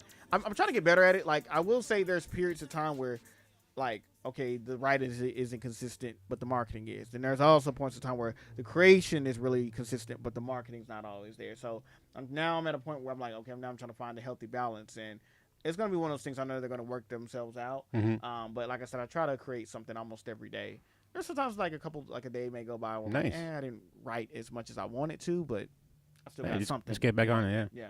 So, and you said that Obese kind of came to you. I mean, it was like a quick hour. Yeah. Just kind of thinking about like Yeah. childhood or something. Yeah. Right? And that's the thing too. Like, It's such a I've- sweet story too. So it's like your dad trying to get you like the best shoes. You know. Yeah. Yeah. That's why I love that song. So yeah, I gotta tell this story for people that might not know. So Obese, yeah, one of his big songs, or maybe biggest so far, because I freaking love Groovy. I don't know. Yeah. But, Yeah. I guess metric wise, in yeah, and out's probably my biggest, technically. but like impact wise, I'd say probably I'm gonna say Yeah. Obese. Yeah. So as I mentioned before, Roman for his first show here, he took it real serious, real organized, and he came out here for the open mic that week to rehearse, and also he came out here with Rennis Jackson because he wanted to try out something to see how it sounded with his amp and make sure everything was right.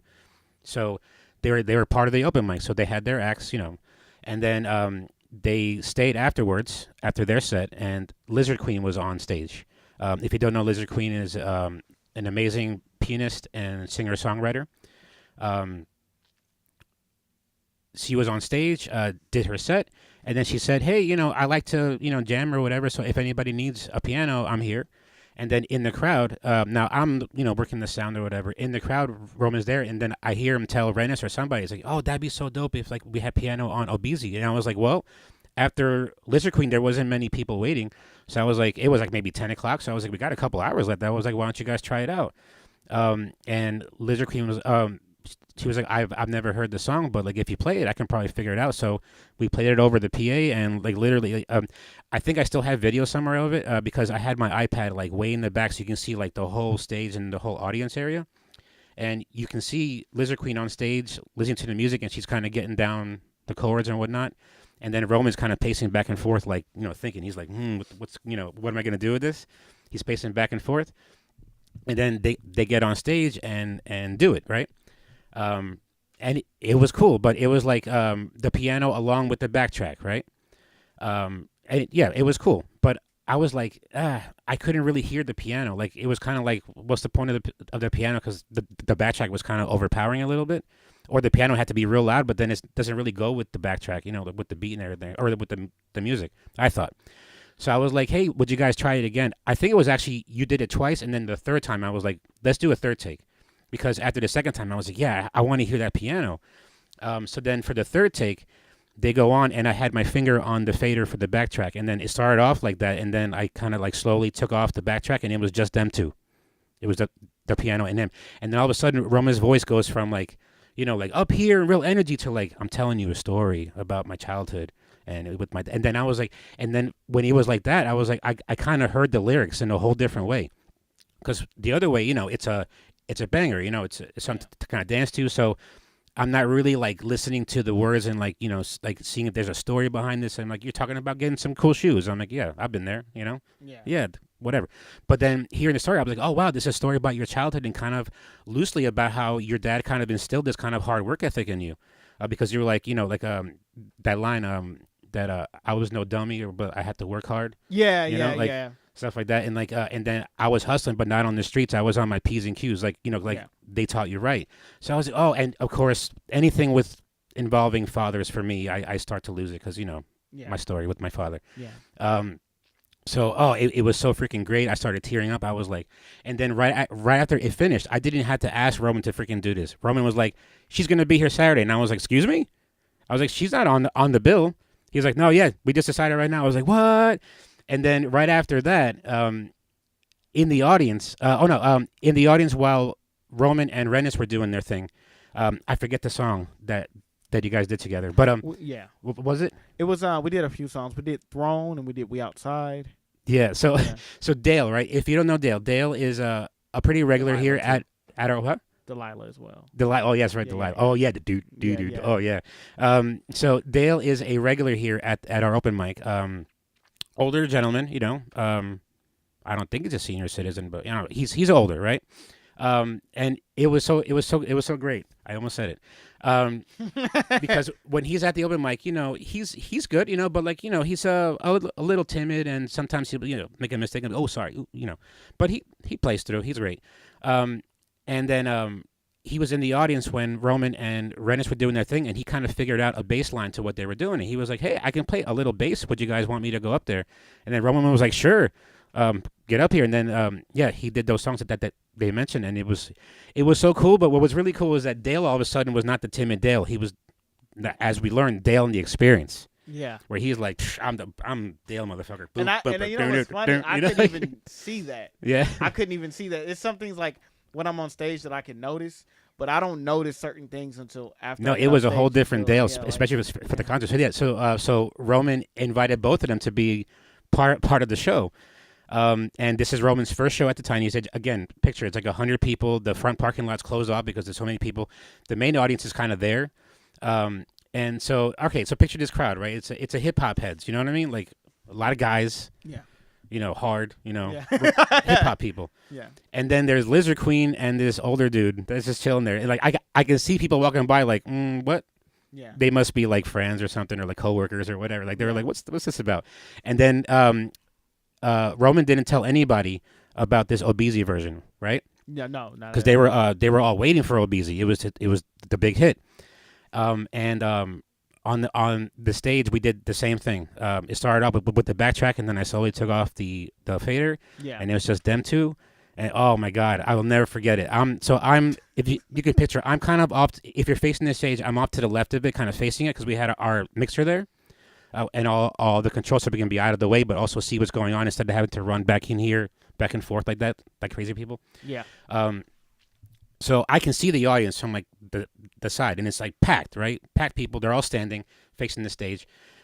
Roman's father, big dude, like a mountain of a man. He's chilling there like this. Our big camera is literally on his shoulder because he's like, I'm not moving for you. You move the camera if you want. You know what I mean? I was like, hell yeah, dude. I was like, yes. No, that camera's gonna stay right there. You're fine. But he was like, you know. And then as he's doing that version, you know, it's a really sweet version. Man, I can see some of them kind of like bowing their heads, like, "Oh man, this is kind of getting me a little bit." Like, yeah. And then Roman kind of started to lose it a little bit on stage. Yeah. Of course, I was losing it. You know me, how I am. But it was one of the most magical freaking moments I've ever seen. Period. But like, especially on the Tiny stage, how like I saw it kind of like create like that in like 20 minutes. Yeah. And it's something that is not over yet, right? Because we're gonna possibly do a video, and then Mark Adamus, Mark Allen, the amazing DFW drummer, is going to be involved, right? Potentially. So I know I have Lizard Queen confirmed for sure. So more than likely, most of the rollout's going to be with her.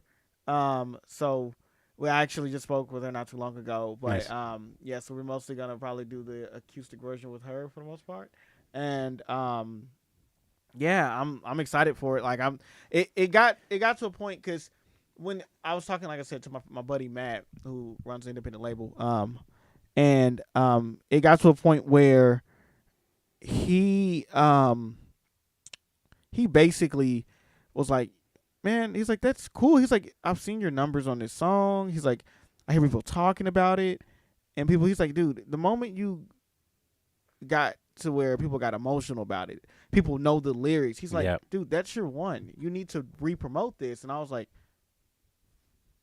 yep. Right. I don't mind. I'm one of those people, like, sometimes I'm kind of stubborn with my creations, but when it comes to like advice, I try to take as much advice as I can. Sometimes I disagree, but a lot of times, like, if someone tells me something and it makes sense to me, like, I'm just like, you know what, I'm gonna run with what they're saying, yep. Especially if they have my best interest at heart. Like, I'm just gonna run with it. And so I was like, well, this year we got a music video. We also have new content coming out. And we're gonna be on location too. We're not gonna tell them where yet, right? Yeah. It's gonna be a great video. Yeah, and I even thought about inviting some people out who wants to cameo in. Nice. And I thought that'd be pretty cool. And I also have like other footage, and then I'm even gonna repurpose old footage because that's one thing, guys. Like I'm gonna dig up that freaking video of you pacing back and forth because it's so it's somewhere. I know I have it somewhere. Yeah, that'd be great. Yeah. But even then, I was like, yeah, man, like this is. I was like, guys, like like artists, especially not even artists. Like if you have a business in general, if you have older content that's like months old and it's doing well, repost that stuff, man. Yeah. Like repromote because it's like everything's new to People someone. love nostalgia, That's why they come out with remakes and movies all the time. Yeah, like something is new. Like some of your fans have already seen it, but as long as you're putting out new stuff for them, they'll understand. But you're trying to attract new fans too. They haven't seen it. No. Like so, yeah. So I'm just like, okay, this year I'm just so excited. Like between that and the freestyles and even some of the newer music that I'm working Man, on. Groovy though. Yeah. Let's talk about Groovy. Groovy, I okay. freaking love that damn song, man. It's like one of my favorite, like just hip hop songs in general. Dude. Like, seriously, man. And big, super big shout out to Rennis Jackson. Shout out to Rennis, made man. that beat, right? Yeah, that he goes beat crazy. is in my head freaking all the time. Like, waka. Yeah. I keep asking them what are the words, and nobody's telling me. You know what's funny? I'm getting a little pissed now because I'm not saying it right, but I'm just like waka woo. Because that's what it sounds like, but I'm sure that's not the words.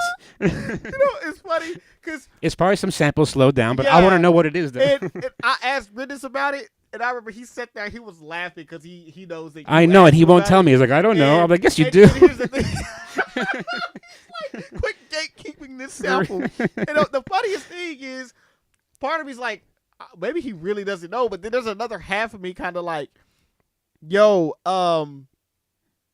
maybe I was like, there's another part of me kind of like, he may have just forgot because he told me he's like I forgot, but then there's a small part of me. I was like, what if he's just like, what if he's actually didn't forget?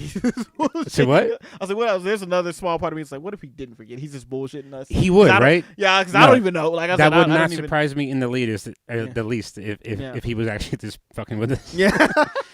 But yeah, if you haven't heard Groovy, get on that. Actually, I'm gonna start playing it right now while we're talking. Yeah. But yeah, so how did that come about? Yeah, man. I remember I was just looking through some beats and stuff. And I was like, man, it was one of those points of times. I was like, yeah, I'm not super motivated to write right now, but sometimes you like, it's not about what I realized is, especially if you're gonna do this full time, it's not just about motivation. Like you have to do it even when you don't want to sometimes, and you'll find the motivation after. It's just like going to the gym, like I said. Yeah. So I was just looking through beats, and Rennis had some old beats, and I was like, oh, that was an old beat that he did. Yeah, wow. I think he made this beat probably, a couple years ago, maybe. Nice. And so he's sitting on like a vault of beats, huh? Yeah, that's why I also said maybe he actually did forget because it's just so damn old. Yeah, like wow. So I was like, and it wasn't getting used, and so I was listening. I heard it come on. I was like, dun, dun, dun, dun, dun, dun. I was like, yo, what the hell is this? I was like, you just been sitting on this? And so I started writing to it, and it just started just flowing naturally. And I was just like, the lyrics, they just came. I was just like, well, life merely an open book, and every day's a different page. Yeah. And I just kind of wrote from there. And then I was like, you know what? This song's kind of long. I kind of want to feature. Then I asked Dez, and Dez was like, yeah. Oh, perfect feature, man. Yeah, Dez, like the man of the house. I say that so much too now. Yes. I'm just walking around like, man of the house. And see, like, I love working with Dez, man. We have such good chemistry. I mean, sneak peek, if you're watching this interview, he's going to be featured on one of the Freestyle Fridays. Hey, all right. I have a and monthly. Come to find out, he's a pretty eclectic guy, too. He was here for, he opened a surprise guest for WRJC Will's show last weekend. He comes up and he does Simply Red's, what's that song? I'm blanking on the title. It's an older song that, like, from the 80s that I wouldn't even expect for him to even know that song. Yeah. He likes a lot of oldies and stuff. Yeah, so I was like, wow, look at you go. Yeah, so that's why I think we meshed so well.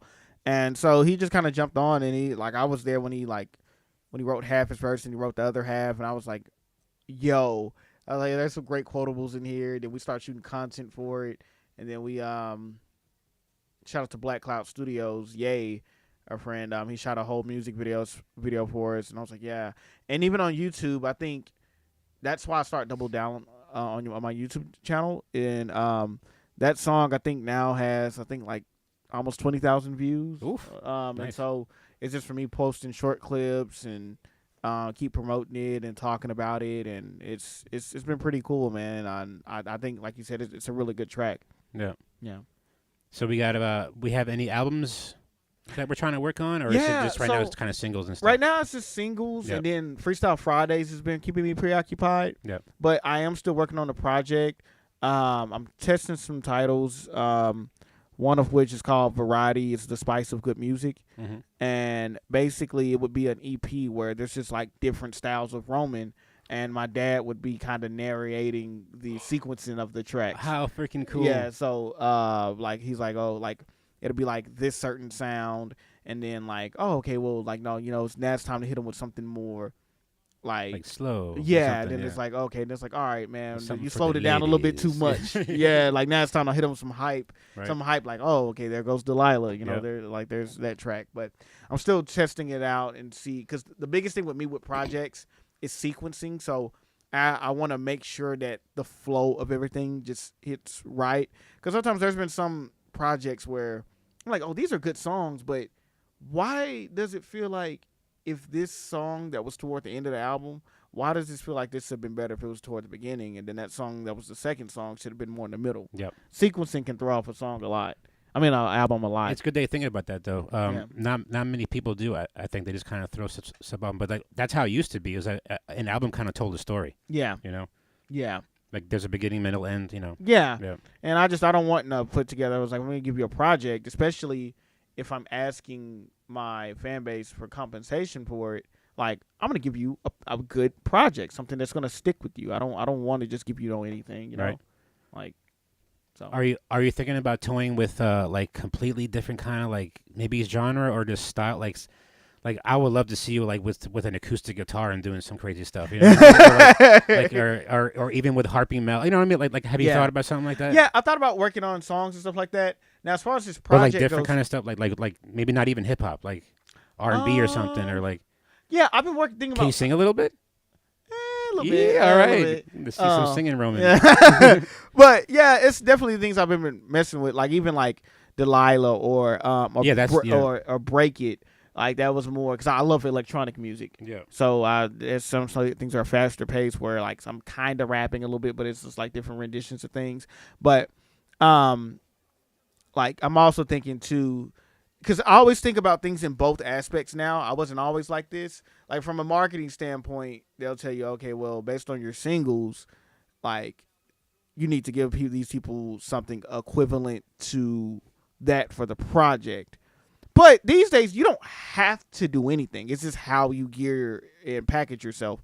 But yeah, so that's why I'm on the fence. Like I think as it gets closer to after the first quarter's done, once the first quarter of the year's pretty much done, and time goes on, I think I'll know a little bit more what type of project. Because I had like 3 different ideals. There was that ideal. Then there was another project to where it was going to be called like The Mind of the Fro or some shit, to where it's like more so introspective. It's more storytelling tracks like Obeezy and more hip hop infused things. Yeah. And then it's just it like I said, I'll know what I want to go for as it gets closer to the time I want to drop it. Yeah. Yeah. Nice. So I got to ask you, what did you think about getting nominated for not 1 but 2 Dallas Entertainment Awards? Dude, I woke up that morning. I was so happy to see that. I was like, yeah. I was like, hell yeah. I tried to get like the different email, or no, I didn't. I'm we don't know anything yeah, about I just that. somehow voted 13 times for you. Yeah. Thank you. But I remember I woke up and I was just waking up. Usually I wake up. What made you even try for it? Because you have to like try for it. You have to put that for your consideration. So I went to the one last year. Okay. Oh, okay. Yeah. Yeah, so All the one right. last year, they said the first one was like in a small place. I forgot where it was even held, but then the second one they did at It was big, right? Yeah, they didn't do it like at the full Bum Factory, but I think they did it at the studio at the Bum Factory, I think. Mhm. And so I went and I was like, dude, this is so cool. Like people are dressed nice. It feels like almost Like like, the a little Grammys, red right? yeah, like Yeah. a little red carpet thing, and then people were taking photos. And I was like, man, it'd be so cool if I can get nominated next year. And I was like, okay, well, let me try. I mean, I was like, the best you can do is try. And That's if right. you don't succeed, it's like, hey, try again next time. That's right. And so I tried.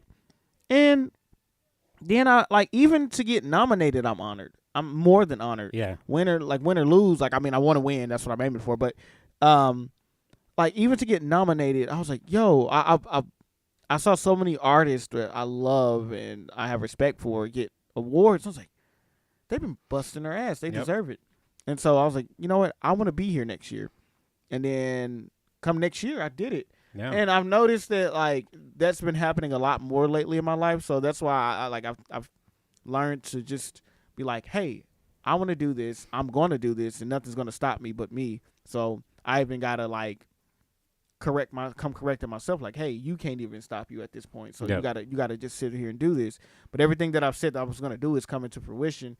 It's just that sometimes things don't come at the time that we want them. So it makes it a little bit harder. But I've learned to like just do or just set a goal, work towards it, and then just kind of just relax from there. That's the equation. I was going to Yeah. say, you just figured out life, my friend. Yeah. Take it from a 43-year-old that, Yeah. messed up a lot. But that's the equation. If you want to manifest things, it's not just wishing for it. You got to put one step in front of the other and keep it going. Yeah. No matter, like I said, even if you feel shitty, the weather's bad, whatever. Yeah. You got to keep doing it. That's something that, in my late stage here, not late, but still, I'm kind of grasping that for the kind Yeah. of first time ish a little bit. Although, myself with the soccer team, I was kind of doing that too Yeah. already, whatever. But yeah, and for those of you who didn't know, Tiny Stage is also nominated for a Dallas Entertainment Award. Yes, which I for- voted for. I voted for. Yeah. Yeah, I voted Just for once, it. right? Yeah, just once with one email. Yeah. But yeah, we're nominated for. We're on the short list nominated for the non-traditional venue, which is so fitting for us, I think. Yeah. But the same, I'm just freaking so honored that we were even nominated because I tried because the only reason why I put the flyer out or whatever is because of La Ramsey. Shout out to La Ramsey and thank you because we were at the Love Mic at I think it was after last year's show because I think La Ramsey won something there, I think, or maybe was nominated. But we're in the parking lot after the Love Mic like we do. We always hang out. And he was like, man, Tiny Stage should try it. I was like, we wouldn't get it. He's like, no, you guys would have a chance, especially with this Love Mic community and everything. And I was like, you know what? You're kind of right. So I was like, why not? Like I say, I was like, big deal. I can make a cool flyer at the very least, big deal. And then it was so funny. I didn't know we were nominated when the nominations came out because I did look. But the publication that they put out under non-traditional venue, because I was trying for, it was venue under 300, non-traditional, and I think there was and best showcase for the Tiny Stage sessions. So I looked through all of them, and I didn't see my name, so I was like, oh well, I didn't get it. And then Jana texted me later. She's like, congrats. I'm like, on what? She's like, you were nominated. And I was like, no, I wasn't. She's like, and then she shows me the post, and I was like, how did I miss that? Yeah. And because on the original post they had, I'm forgetting the name of the. It starts with an S. Or no. Oh, I'm forgetting. It was I was talking about it earlier. But they had one other venue twice, like they made a typo. So like where Tiny Stage was supposed to be, it was that venue twice. Spinster Records or something like that, or Yeah. I think something I like did that. I'm sorry if I have it wrong, because much respect to all the venues.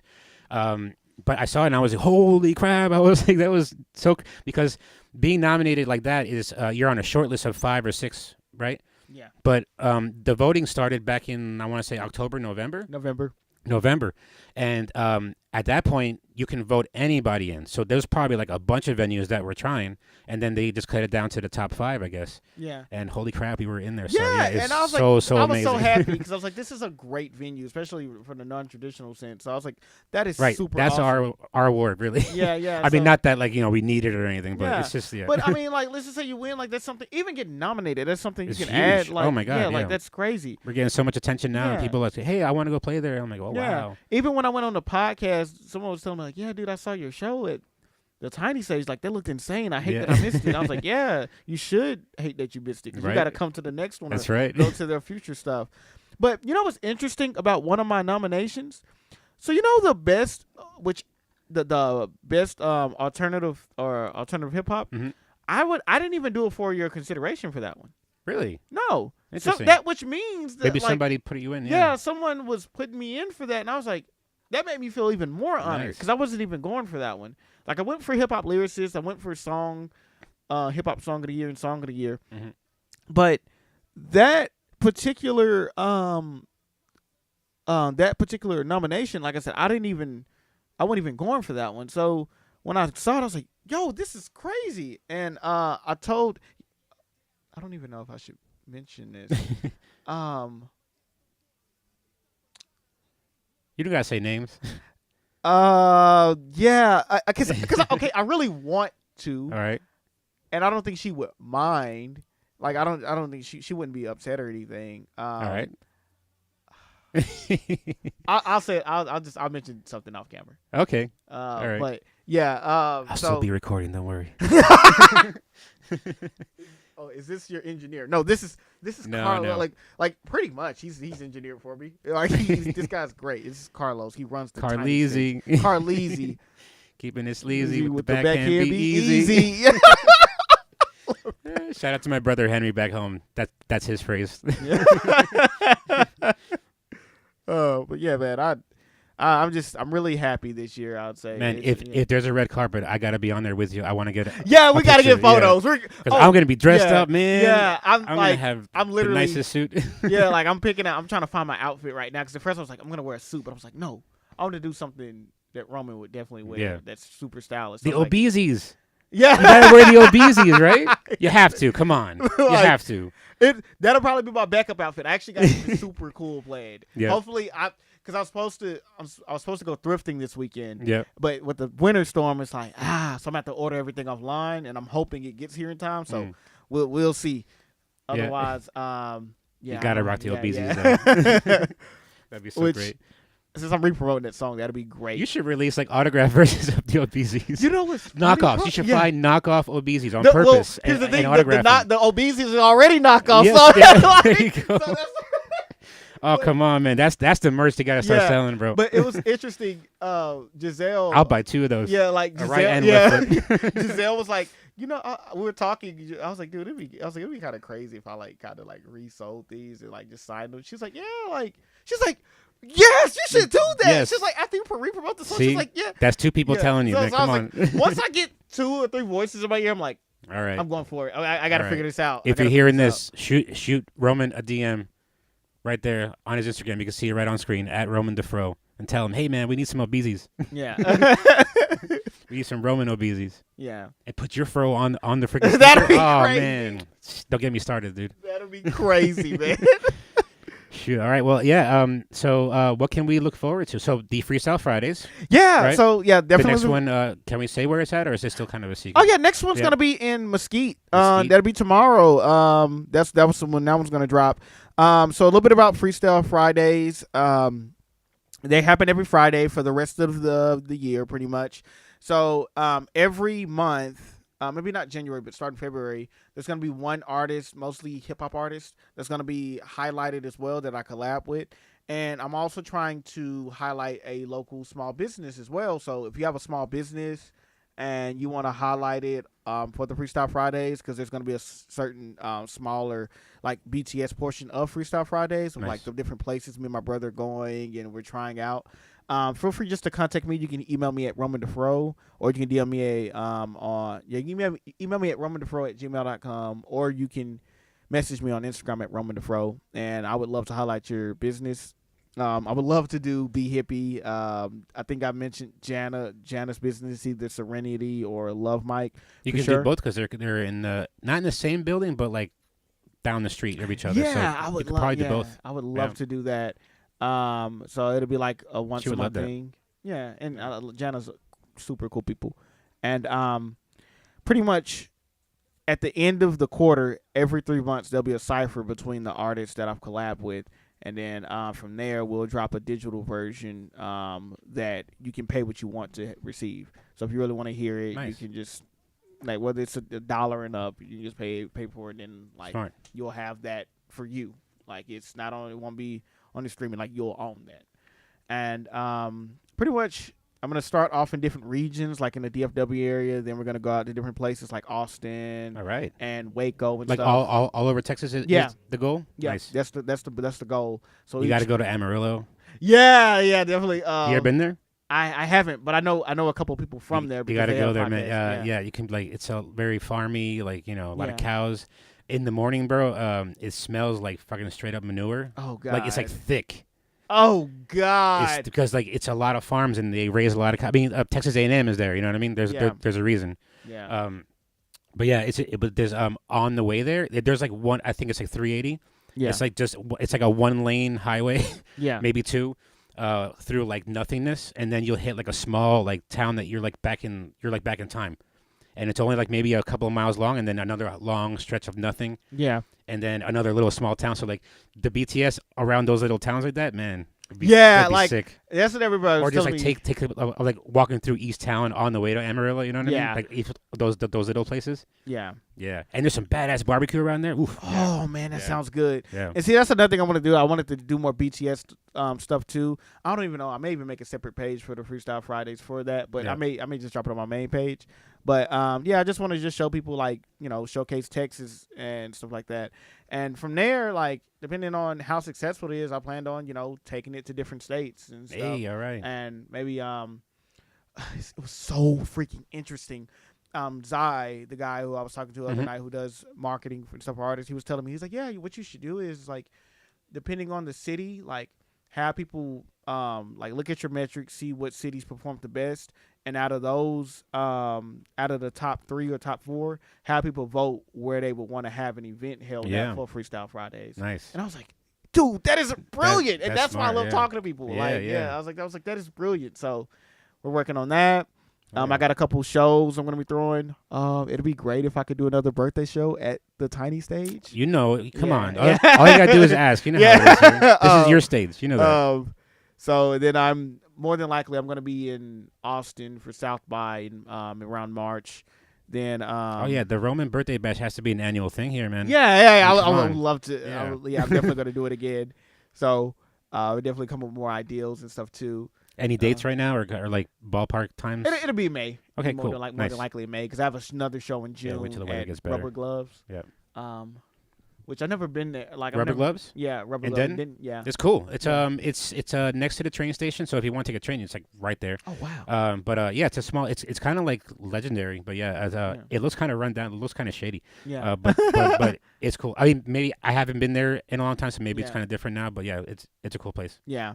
So yeah, a couple of shows, re-promotion OBZ. Then we got some new singles. There's a song called Slide. Yeah. That I really like. I played it for you, but I'm getting it cleaned up and stuff. So Nice. I've already planned the photo shoot and the content shoot for it, and I'm really excited for that song because I sent it to I played it for my brother, and you met my brother. He's like, he's a young kid pretty much, and he's like, dude, he's like, when are you dropping this? What is this dropping? And we like did like a whole BTS and stuff. We did a professional Nice. photo shoot. Then I have my friend Victoria, who's modeling and stuff Cool. for me for the shoot, and she's probably gonna be part of the cover art too. So I'm excited for that. Any other features that you're thinking about having along with you? Yeah, in the future, I definitely I'm gonna be working with Herc. Me and him got a few songs Nice. together. Me and Dez are gonna be working some more. Cool. Shout out to Ella, because she's also gonna be featured on Dabney? Slide. Yeah, Ella Dabney. Hey. Yeah, shout out Ella Dabney. Because she hit me up. She was like, "Yeah, I want to work with more people and stuff before May because I'm moving and stuff." And I was like, "Okay, cool." No, she's another one. Marketing genius and Yeah. hard worker. I was gonna tell you, if you want some piece of marketing advice from Ella, I call it it's the Dabney move, Yeah. where you just get some stickers, you put your Instagram, it says follow me, and then just walk around the crowd and just say, hey, how's it going? You slap that sticker on their back. Yeah. Because when they're taking their shirt off at night, they're like, what is this? Yeah. Oh, Elle Dabney, who's that? Yeah. Because, she's got me several got- times. Where I'm like, she- I have yeah. like 4 stickers on my back. I'm like, what Yeah. is this? She got me at the love mic. I was like, Yeah. I knew that hug was a little bit longer than Yeah, I right? thought. Yeah, I was like, what the hell? But so smart, though. So smart Yeah. and, like, so easy, you know? Like, Yeah. and fun, you know? Because Yeah. she takes videos of herself doing it, too, like kind of like sneaky. She's it's so cool cool, for yeah. that. She's so cool for that. Yeah. Um, Aside from being an amazing singer, you know? Yeah, she's amazing, man. And also too, I'm trying to think of some other people. I'm looking for. We haven't done anything yet, but Blue Line. I definitely want to work with those guys. I can't wait for that. Yeah, like I don't even know what. Like it's so many ideas in my head. But I was like, I told him, I was like, yeah, man. He was like, yeah, if you got any open choruses you need or anything sung, let me know. I was like, that'd be cool. But I was like, I want to kind of make something from scratch with you guys. Yeah. I was like, because I don't know what that would entail. So it's really fascinating me. Yeah. And those guys, they've been working their ass off. Oh, too. yeah. I yeah. respect the Also hell out of it. nominated for a Dallas Entertainment Award for Yeah. Best Pop Duo. And they also are playing the opening. Yes, show they for are. it. February Yeah. 1st, they're Yeah. playing the Meet and Greet Gala. Yeah. Yeah. Yeah. There's a couple of shows that I'm going to that night, so I'm going to that, and then I'm going to another show later on that night. So I'm really excited. Hell yeah. Yeah. That's gonna be a nice night. Yeah, but yeah, look forward to the freestyles, new music. Make sure to tune into Roman's Empire because I'm only making it stronger and allocating things properly. And there's exclusives in the Roman Empire that you don't get Yeah. anywhere else. I've Yeah. learned, so now I got to pay more attention to that. Yeah, like demos. You get demos. I'm going to be doing some giveaways. This is a thank you for people, like some drawings and stuff that Nice. only people in Roman's Empire can be a part of. And yeah, man, I'm excited. That's awesome. Yeah. Ah, damn it. It's really great. I have to drop like $5 now. So, all right, a couple of rapid fire ones to kind of finish us out before, because Roman did agree to do a couple songs for us, but he's going to do it in the booth for the first time. He's going to be the first Tiny Stage artist, I think, to do anything on camera in the booth. Yeah. That's pretty great. So a couple of rapid fire ones. First, though, just for an old person that's ignorant, what's a cipher? Okay, so a cipher to me is like a group of MCs or rappers getting on a beat and showcasing their best 16 bars. So kind of like the Freestyle Fridays, but different. It's just like they're essentially like that, but it's me getting together the other 2 or 3 collaborators that I've worked with in the past for the Freestyle Fridays, and I pick a beat for everybody, or we all choose a beat. We find I'm also picking local producers. Like Kuzo did the first one. He did he produced the first one that came out, but it wasn't a part of this Freestyle Friday series. It came out sometime last year because Herc, Keyshawn Taylor, and Ghoul GTA. I saw that. Yeah, was a part of it, and I'm definitely got to work with those guys again because they were amazing. Yeah. But it's them getting their best 16 bars or their best verse, putting it all out on the floor. And that's pretty much it. And just passing it around. Yeah.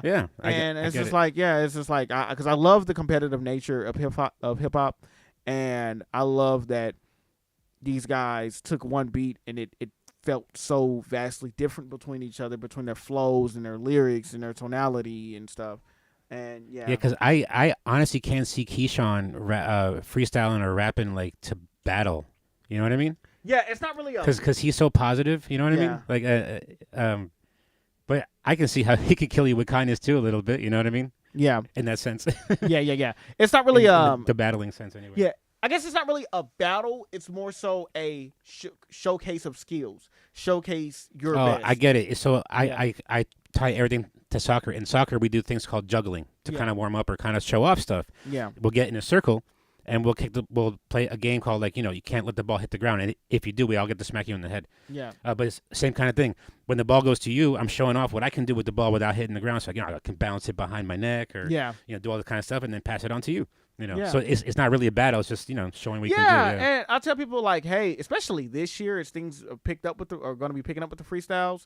Like I have, because I tell people to message me if you want to be involved. But I also been telling people I have been vetting people. I was like, I want your best. Like, don't come here and give me like a half-ass job. Like because I expect the best. Like there's been points in time I've heard some friends rap. Like I think this happened with Rennis. I heard him rap one time, and I was like, "Hey, I gotta rewrite. I need to do. If this is how he's rapping, and this is how he's coming on this song, I was like, I need to do better. Yeah, I got to do better. Yeah, with Rennis. Yeah. Oof. Yeah. Oh, did you see Rennis's set from Will's show this past Saturday? I did see some of it. Oh, and, go back and watch the whole thing. Yeah, It was crazy. I mean, I've seen Rennis Jackson a lot here. Yeah. Seen him do a lot of cool things. But on Saturday he opened for Will WRJC. I think it was Saturday. It's on our YouTube. I think it's towards the end. But his set, he said on the mic, he was like, I came up with this set just before the show, and I called it "Do It in One Take, You Coward." Yeah. Because that's how he is. He really challenged himself with genres, with everything. He can sing, he can play the guitar, whatever. But he rapped, man. I was like, when are you going to breathe, bro? Like, he said, then he go, and it was insane. So go check it out. But yeah, I can totally get how I'd be like, that's what I'm next to. Yeah. Shoot, No, I got to do better. Yeah. And I pride myself on that because that's what. And shout out to you for is. actually, being self-aware like that instead of like, Yeah, no, because I pride myself to doing better, and I've always been kind of competitive in that sense, but not only just for the sake of being competitive, but also for the sake of like making this, I guess making whatever track it is like mesh well. Because if you can tell when someone's slacking on a job, it's just like any job in general, or like if you were part of sports. You know, you can tell you're busting your ass. You can tell when someone's slacking, especially if you're in a team sport. So I'm like, I don't want to be that slacker. I don't want to be that person. Yeah. You know, man, dropping dimes all over the place, bro. Yeah. All right, and one, I guess, two more. Gotcha. What's a local artist that you would love to work with that you haven't yet, but like maybe it kind of went into your head real quick, but you were like, nah, kind of like you did with Lizard Queen. You were like, oh, that'd be kind of cool, but if I didn't say anything, it probably would have passed away. Man. So like, is there anyone that you've seen like, you know what, I can maybe, and then maybe we're like, we'll think about it. Like that specifically, or just want to work with, or just like someone that you want to work with that you haven't yet, that like that would kind of be like it's so interesting, like you with Lizard Queen or you with Dale. You know what I mean? Yeah, Blue Line. Yeah, definitely Blue Line, because I don't. In my head, I'm like, okay, I know we can make something, but I'm like, I don't know what the hell. And it's way different than kind of your music, like your usual music. I don't know what the hell we would make, but I was like, I know just from hearing, because I know Michael also produces as well. Yep. So I was like, I know we can do something super cool, but I was like, dude, what would this sound like? I'm like, especially even having this talk right now, I'm like, man, I'm infatuated and like, I was like, we got to do it. I know it's going to be amazing. The only reason why is because the both of you are hard-ass workers. Yeah. The both of you are like locked in, so to speak. Yeah. And you're both really, really creative. So whatever it's going to be, it's probably going to be the next song of the year at the next awards. Yeah, definitely. You know what I mean? That'd be great. But yeah, definitely gonna want to work with them. They're definitely the ones for sure. Yep. Yeah. All right. Well, on that note, everybody, we're gonna set up for Roman's performance in the booth. Nice. So thanks for being on Tiny Talks, man. Yeah, man. I thank you for having me. It's awesome. And didn't say it all the way. It was a great interview. And I hope you come back when you're ready to kind of promote everything else. And of course, your birthday bash has to be here. You know. Yeah. I'll just have that date every year, just kind of set aside just for gotcha. When, Yeah. Or that Saturday, I guess, whatever. You know? Yeah. Like I'm already honestly, man. As we're talking, we could do it on a Wednesday. I wouldn't care. Yeah, I can. I'm probably gonna go home right now and even start planning it. Start planning it right now. Yeah, That's like what I'm talking about, man. I know it's January, I love this guy. But, or it's getting ready to be February. But I'm like, I love it. can do it now. Yeah. I love it. And you know what? The last question, I don't even think you have to answer because you kind of told us the entire interview. But what is the one piece of advice that you would give local DFW artists right now that wants to level up in some kind of way?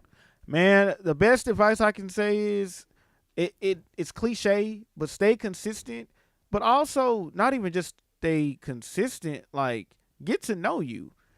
Get to know you, because if you know yourself well and you know there's something that you're really good at, double down on that because people notice that. they notice that you're really good at something, especially if there's something that they're giving you compliments on, like double down on that. That's what's going to get you far. That's what's going to get you far. Yep. Love yourself. Everybody will start loving you. Yeah. Yep. That's what I'm talking about. All right. Yeah. And on that note, we're going to take a little break, and we're going to set up here for Roman's performance. We'll be right back.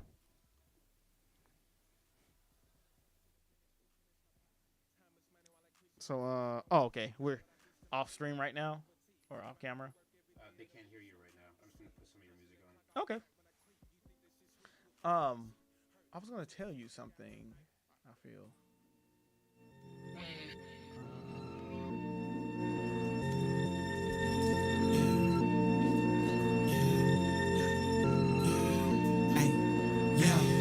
I think your head fall where the sun don't shine. Trying to eat dessert. Where was you at dinner time? I think your head fall where the sun don't shine. Trying to eat dessert. Where was you at dinner time? I think yo, I think yo, I think yo, I think yo, I think yo, I think yo, I think yo, I think yo, I think yo, I think yo, I think yo, I think yo, I think yo, I think yo, I think yo, I think yo. I've been lost and I've been lonely. Feel like alone, your best homie. I left behind them bum niggas. I know that was phony. Yeah, older I get, the less I give a shit. Don't give a damn if you get to know me. Honestly, you can smile and blow me. Call me your fam, nigga. We and I brodies. Call me a lame, cause I wasn't hitting those streets. I didn't wanna share a cell. Wanna be true to myself. Change my horizon, that's how I'm gonna excel. Want you before? Look at you now. Wasting your time sitting in jail. Acting like you didn't do me dirty. Now you expect me to give you bail. Honestly, you can rot and yell. Need money, go where's my ex-girl? Both you motherfuckers make me hurl. Oh, you know each other so well. Felt the betrayal, and it felt like a split of the heart. Know that I'm bleeding, know that I'm weeping. Putting all of my pain in my art. You took a blade, shoved it deep. No cap, nigga, that shit was weak. Acting like everything is kosher. Why you lying through your teeth? Thought you could be any kind of way. Well, now you need my help. Thinking shit a game, huh? Well, nigga, play yourself. I think your head fall where the sun don't shine. Trying to eat dessert. Where was you at dinner time? I think your head fall where the sun don't shine. Trying to eat dessert. Where was you at dinner time? I think yo, I think yo, I think yo, I think yo, I think yo, I think yo, I think yo, I think yo, I think yo, I think yo, I think yo, I think yo, I think yo, I think yo, I think yo, I think yo.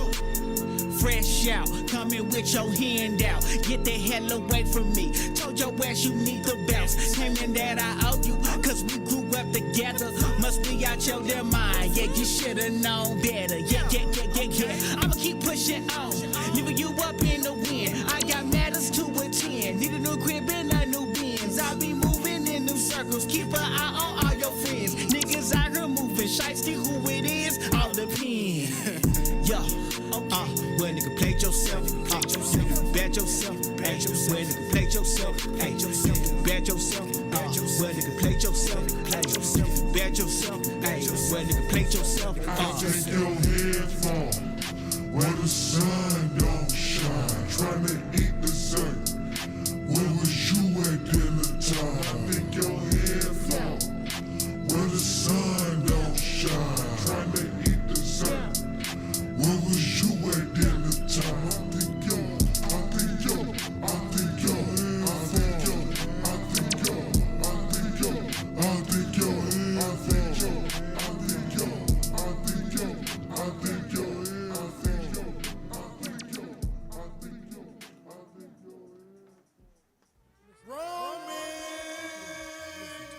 The fro. Yeah, man. It's your neighborhood homie, man. Yeah, man. Yeah. Yeah. Hey. Hey. My homie came to school with the flies kicks, trying to kick it with the cool kids. I need that same shit. Father said you not a hooper, but you need some Jordans for. Cause everybody ran the campus talking about how they need nose. So from on my feet, I be a whole different nigga. Sour face fuckers make these other niggas bitter. We order by the day, by tomorrow they deliver. Gotta keep my guard up, cause these niggas are still 'em. You know the crazy part is, that nigga Jordan released the same pair of shoes every fucking year. And everybody still wants the motherfuckers those. And I was one of them niggas, you know what I'm saying? Don't make no damn sense. Hey. 6 weeks passed by, brought her my report card. Ain't no fucking dummy, but a nigga had to work hard. Hustling, not in the streets, I was on my P's and Q's. Had the concrete busters, I walked, they were talking shoes. Father told me hop up in the whip, top for some new sneaks. Happened in the motherfucker, hopped in the passenger seat. Driving down the street thinking we heading to the Foot Locker, dozed off. Woke up, we at the Big T Plaza. Walking through the plaza, high price knockoffs. But I respect my father, know he worked his ass off. Haggling with the vendor, this shit too hot for the plaza. We should've took our black ass down to Foot Locker. Pointed to the left, asking how much is them forces. Picked up a size 8 with Obama face on it. First black president, I figure I was represented.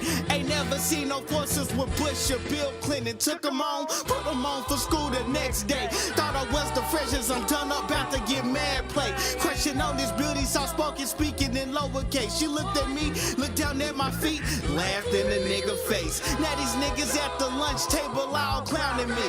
Boy, what the fuck of them you got wrapped around your feet? Hit one in the jaw, nigga thought that I was soft. Kicked him with the old Beezy and the nigga still lost.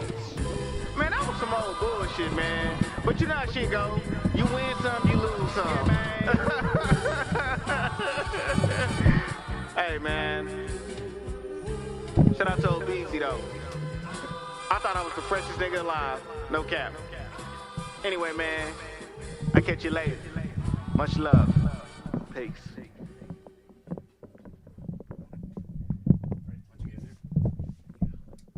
We outside. Yeah.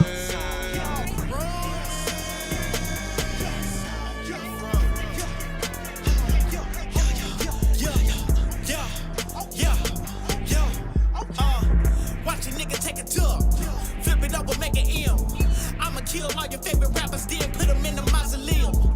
Taking shit a step at a time, a main model B, carpet diem. Carpet bum, all this corny shit, special skill set, you can call me Liam. Better have an army on me, know a nigga really doing the most. Hold your hand steady, you ain't really ready, coming through like danger close. Known to go dumb, I keep on bumping my gums, speed on your head like a drum. I am the one, all of these bozos and bums, niggas don't know where I'm from.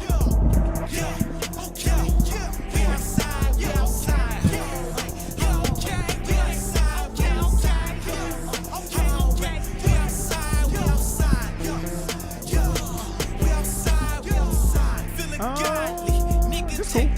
Yeah. It get body, palms itchy like my hands touching poison ivy. Need everything go like El Dorado. Then I'm living every day like it's no tomorrow. You get ahead, niggas want you to break bread like they deserve to be fed. You a grown ass man, 2 whole ass hands. Get out your stinking ass bed. I be a hustler, getting it off of the muscle. Nigga need off of my doubles, had to adapt to the struggle. Never gotta get it up on a double. Yeah, okay, yeah, we outside, yeah, outside.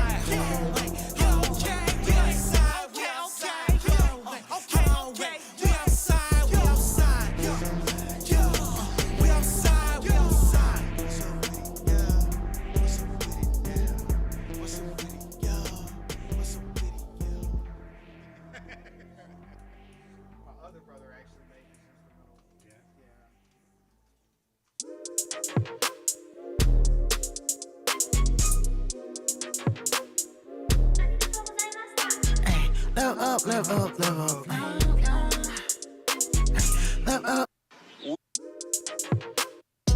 Hop in the car, go skirt, pull my Glock, go brr. I was growing some dirt, but mama put me to work.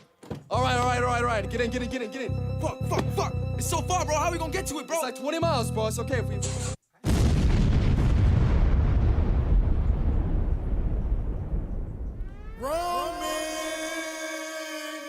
The fro. This great nation will endure as it has endured, will revive and will prosper. So first of all, let me assert my firm belief that the only thing we have to fear is fear itself. My fellow people, have no fear. Since the fucking bureaucrats play a puppeteer, filling up their needle nose, harboring objection. Few ask questions, catch a slug to the brain if you have objection. The police roam the streets, hear the stumps of their feet. Put out a commission, recondition if you gotta speak. What do people have to say in the matter? Panic and scatter as the world feel like the rapture. Grab this to supermarket, savages King Kong get beat on for a bag of shaman ultra strong. As they fear monger deep in that shit plumbers. Quiet book for storm until you hear thunder. Minds being lost when you're going berserkers. Ashes shall fall forever, we will slumber.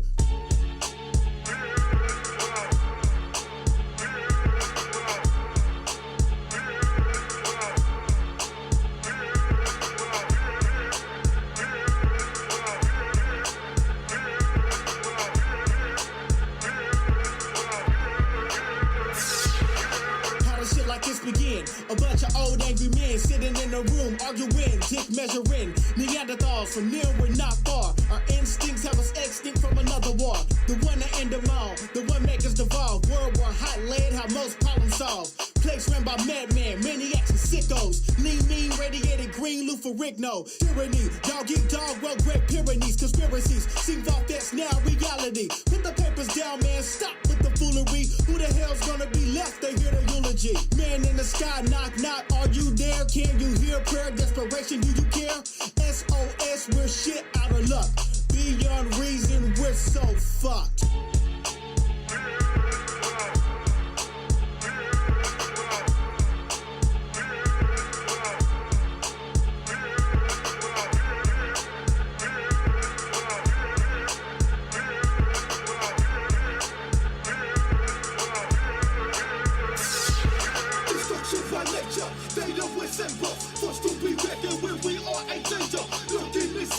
The shit is idle, ain't still raining on the love of no bridle. Destruction by nature, fatal with simple. Forced to be reckoned when we are a danger. Look in this silo, the shit is idle, ain't still raining on the love of no bridle.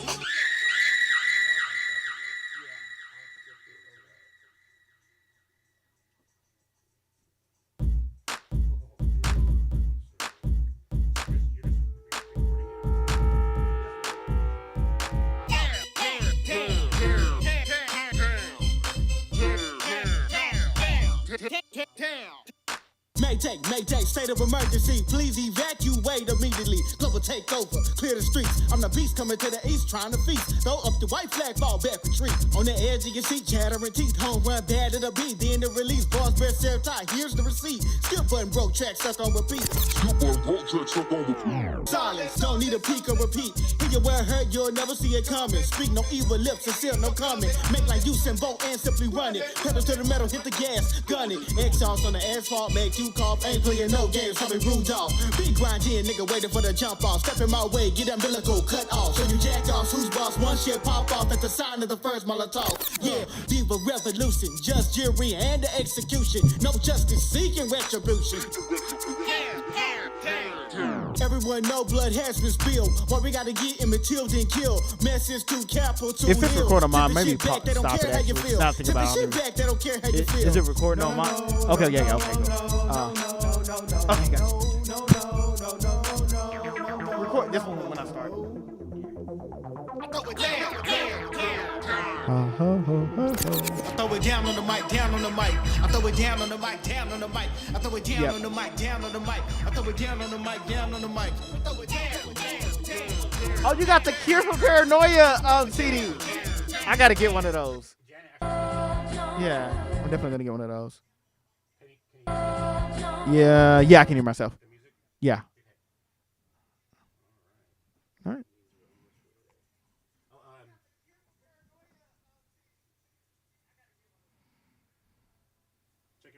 Check. I can hear myself pretty good. I can't hear the music though. It's not on yet. Oh, okay, cool. All right, you want to introduce a song? All right. To the camera? What's up, man? I'm Roman DeFro, and this song is Oh Beezy. Then you record on my phone too. Hey. My homie came to school with the flyest kicks, trying to kick it with the cool kids. I need that same shit. Father said you not a hooper, but you need some Jordans for. Cause everybody ran the campus talking about how they needin' those. So put on my feet, I be a whole different nigga. Sour face fuckers make these other niggas bitter. We order by the day, but tomorrow they deliver. Gotta keep my guard up, cause these niggas are stealing. You know, crazy part is, niggas couldn't even hoop like that. But everybody wanted fucking Jordans, even though this nigga dropped the same pair of shoes every other year. And I was one of them niggas, you know what I mean? 6 weeks passed by, brought home my report card. No, I ain't no dummy, but a nigga had to work hard. Hustling, not in the streets, I was on my P's and Q's. Had the concrete busters, I walked, they was talking shoes. Father told me hop up in the whip, time for some new sneaks. Happy in the motherfucker, hopped in the passenger seat. Driving down the street thinking we heading to the Foot Locker, dozed off. Woke up, we at the Big T Plaza, walking through the plaza. High price knockoffs, but I respect my father, know he worked his ass off. Haggling with the vendor, this shit too high for the plaza. We should've took our black ass down the Foot Locker. Pointed to the left, asking how much is the forces. Picked up a size 8 with Obama face on it. First black president, I figure I was represented. Ain't never seen no forces with Bush or Bill Clinton. Took them home, put them on for school the next day. Thought I was the freshest, I'm done about to get mad play. Question on his beauties, I spoke and speaking in lowercase. She looked at me, looked down at my feet, laughed in the nigga face. Now these niggas at the lunch table all clowning me. Boy, what the fuck of them you got wrapped around your feet? It wasn't in the job, bro. He thought that I was soft. Kicked him with the old BZ and the nigga still lost. Yes, sir. Yes, sir. Next song is Groovy featuring Dez, which he's not here today, so it'll just be me, and produced by Rennis Jackson. Life's merely an open book. Every day's a different page. Story full of twists and turns, like designs up in my grave. Plot thickens, blow up in your face like a hand grenade. Problems don't announce themselves, they usually fall in waves. Better have a boat to stay afloat. Hope the hull ain't breeze. Motion is a luxury when all that lip popping cheap. Learned that nothing's ever free. Not in this economy, no matter how minute. I'm grateful for all my victories. Can't box me in. I'm pushing past the margin, trying to ball fast like my name was Hugh Garvey. City on my back like I'm taking out the garbage. Stubborn as an elder, so I finish what I started. I keep moving forward, no change in the past. I reflect, only play the cards that I'm dealt. I best protect my deck. Same cards you playing with, others rather have your hand unless you're sitting in their position. It's hard to understand. Hey, now get groovy, dog. Hey, now it get groovy.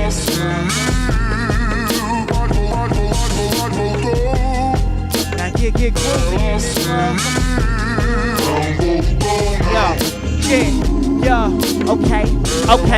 Okay. I wanna got my groove back. Feel like Dion when I'm stepping. Killer flows flow through my veins. And the blood lethal injection. You ain't vibing with the crowd. Truth be told, I respect you. What kind of MC am I if I can't deal with rejection? Truth be told, on my 3rd season, 2nd episode, old characters trying to pop back up. I forgot you, bro. Flip the script to whip that GR86. Solar ship, I'ma whip it like it's stolen. Do you catch my drift? No limitations except the ones that I shackle myself. Chilled in my comfort zone in the moment, thought it would help. Comfort is the biggest killer for those that dream of thrillers. Envy the thrills, turning to jealousy, breeding bitter. So what I look like trying to grab on somebody's plate? Greed sickens me. I got a kitchen for my own cake. Feeling like I'm Gordon Ramsay when I'm cooking in the lab. Got an extra spark, make my mark then get up on the map. Hey, now we get groovy, dog. Shout out Carbeezy, man. Shout out to Tiny Stain. Shout out to Beehive. Hey, now get groovy, man. I'm roaming the pro, dog. That's my time.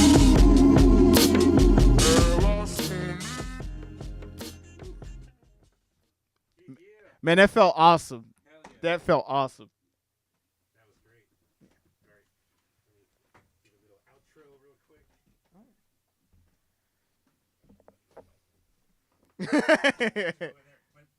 Okay.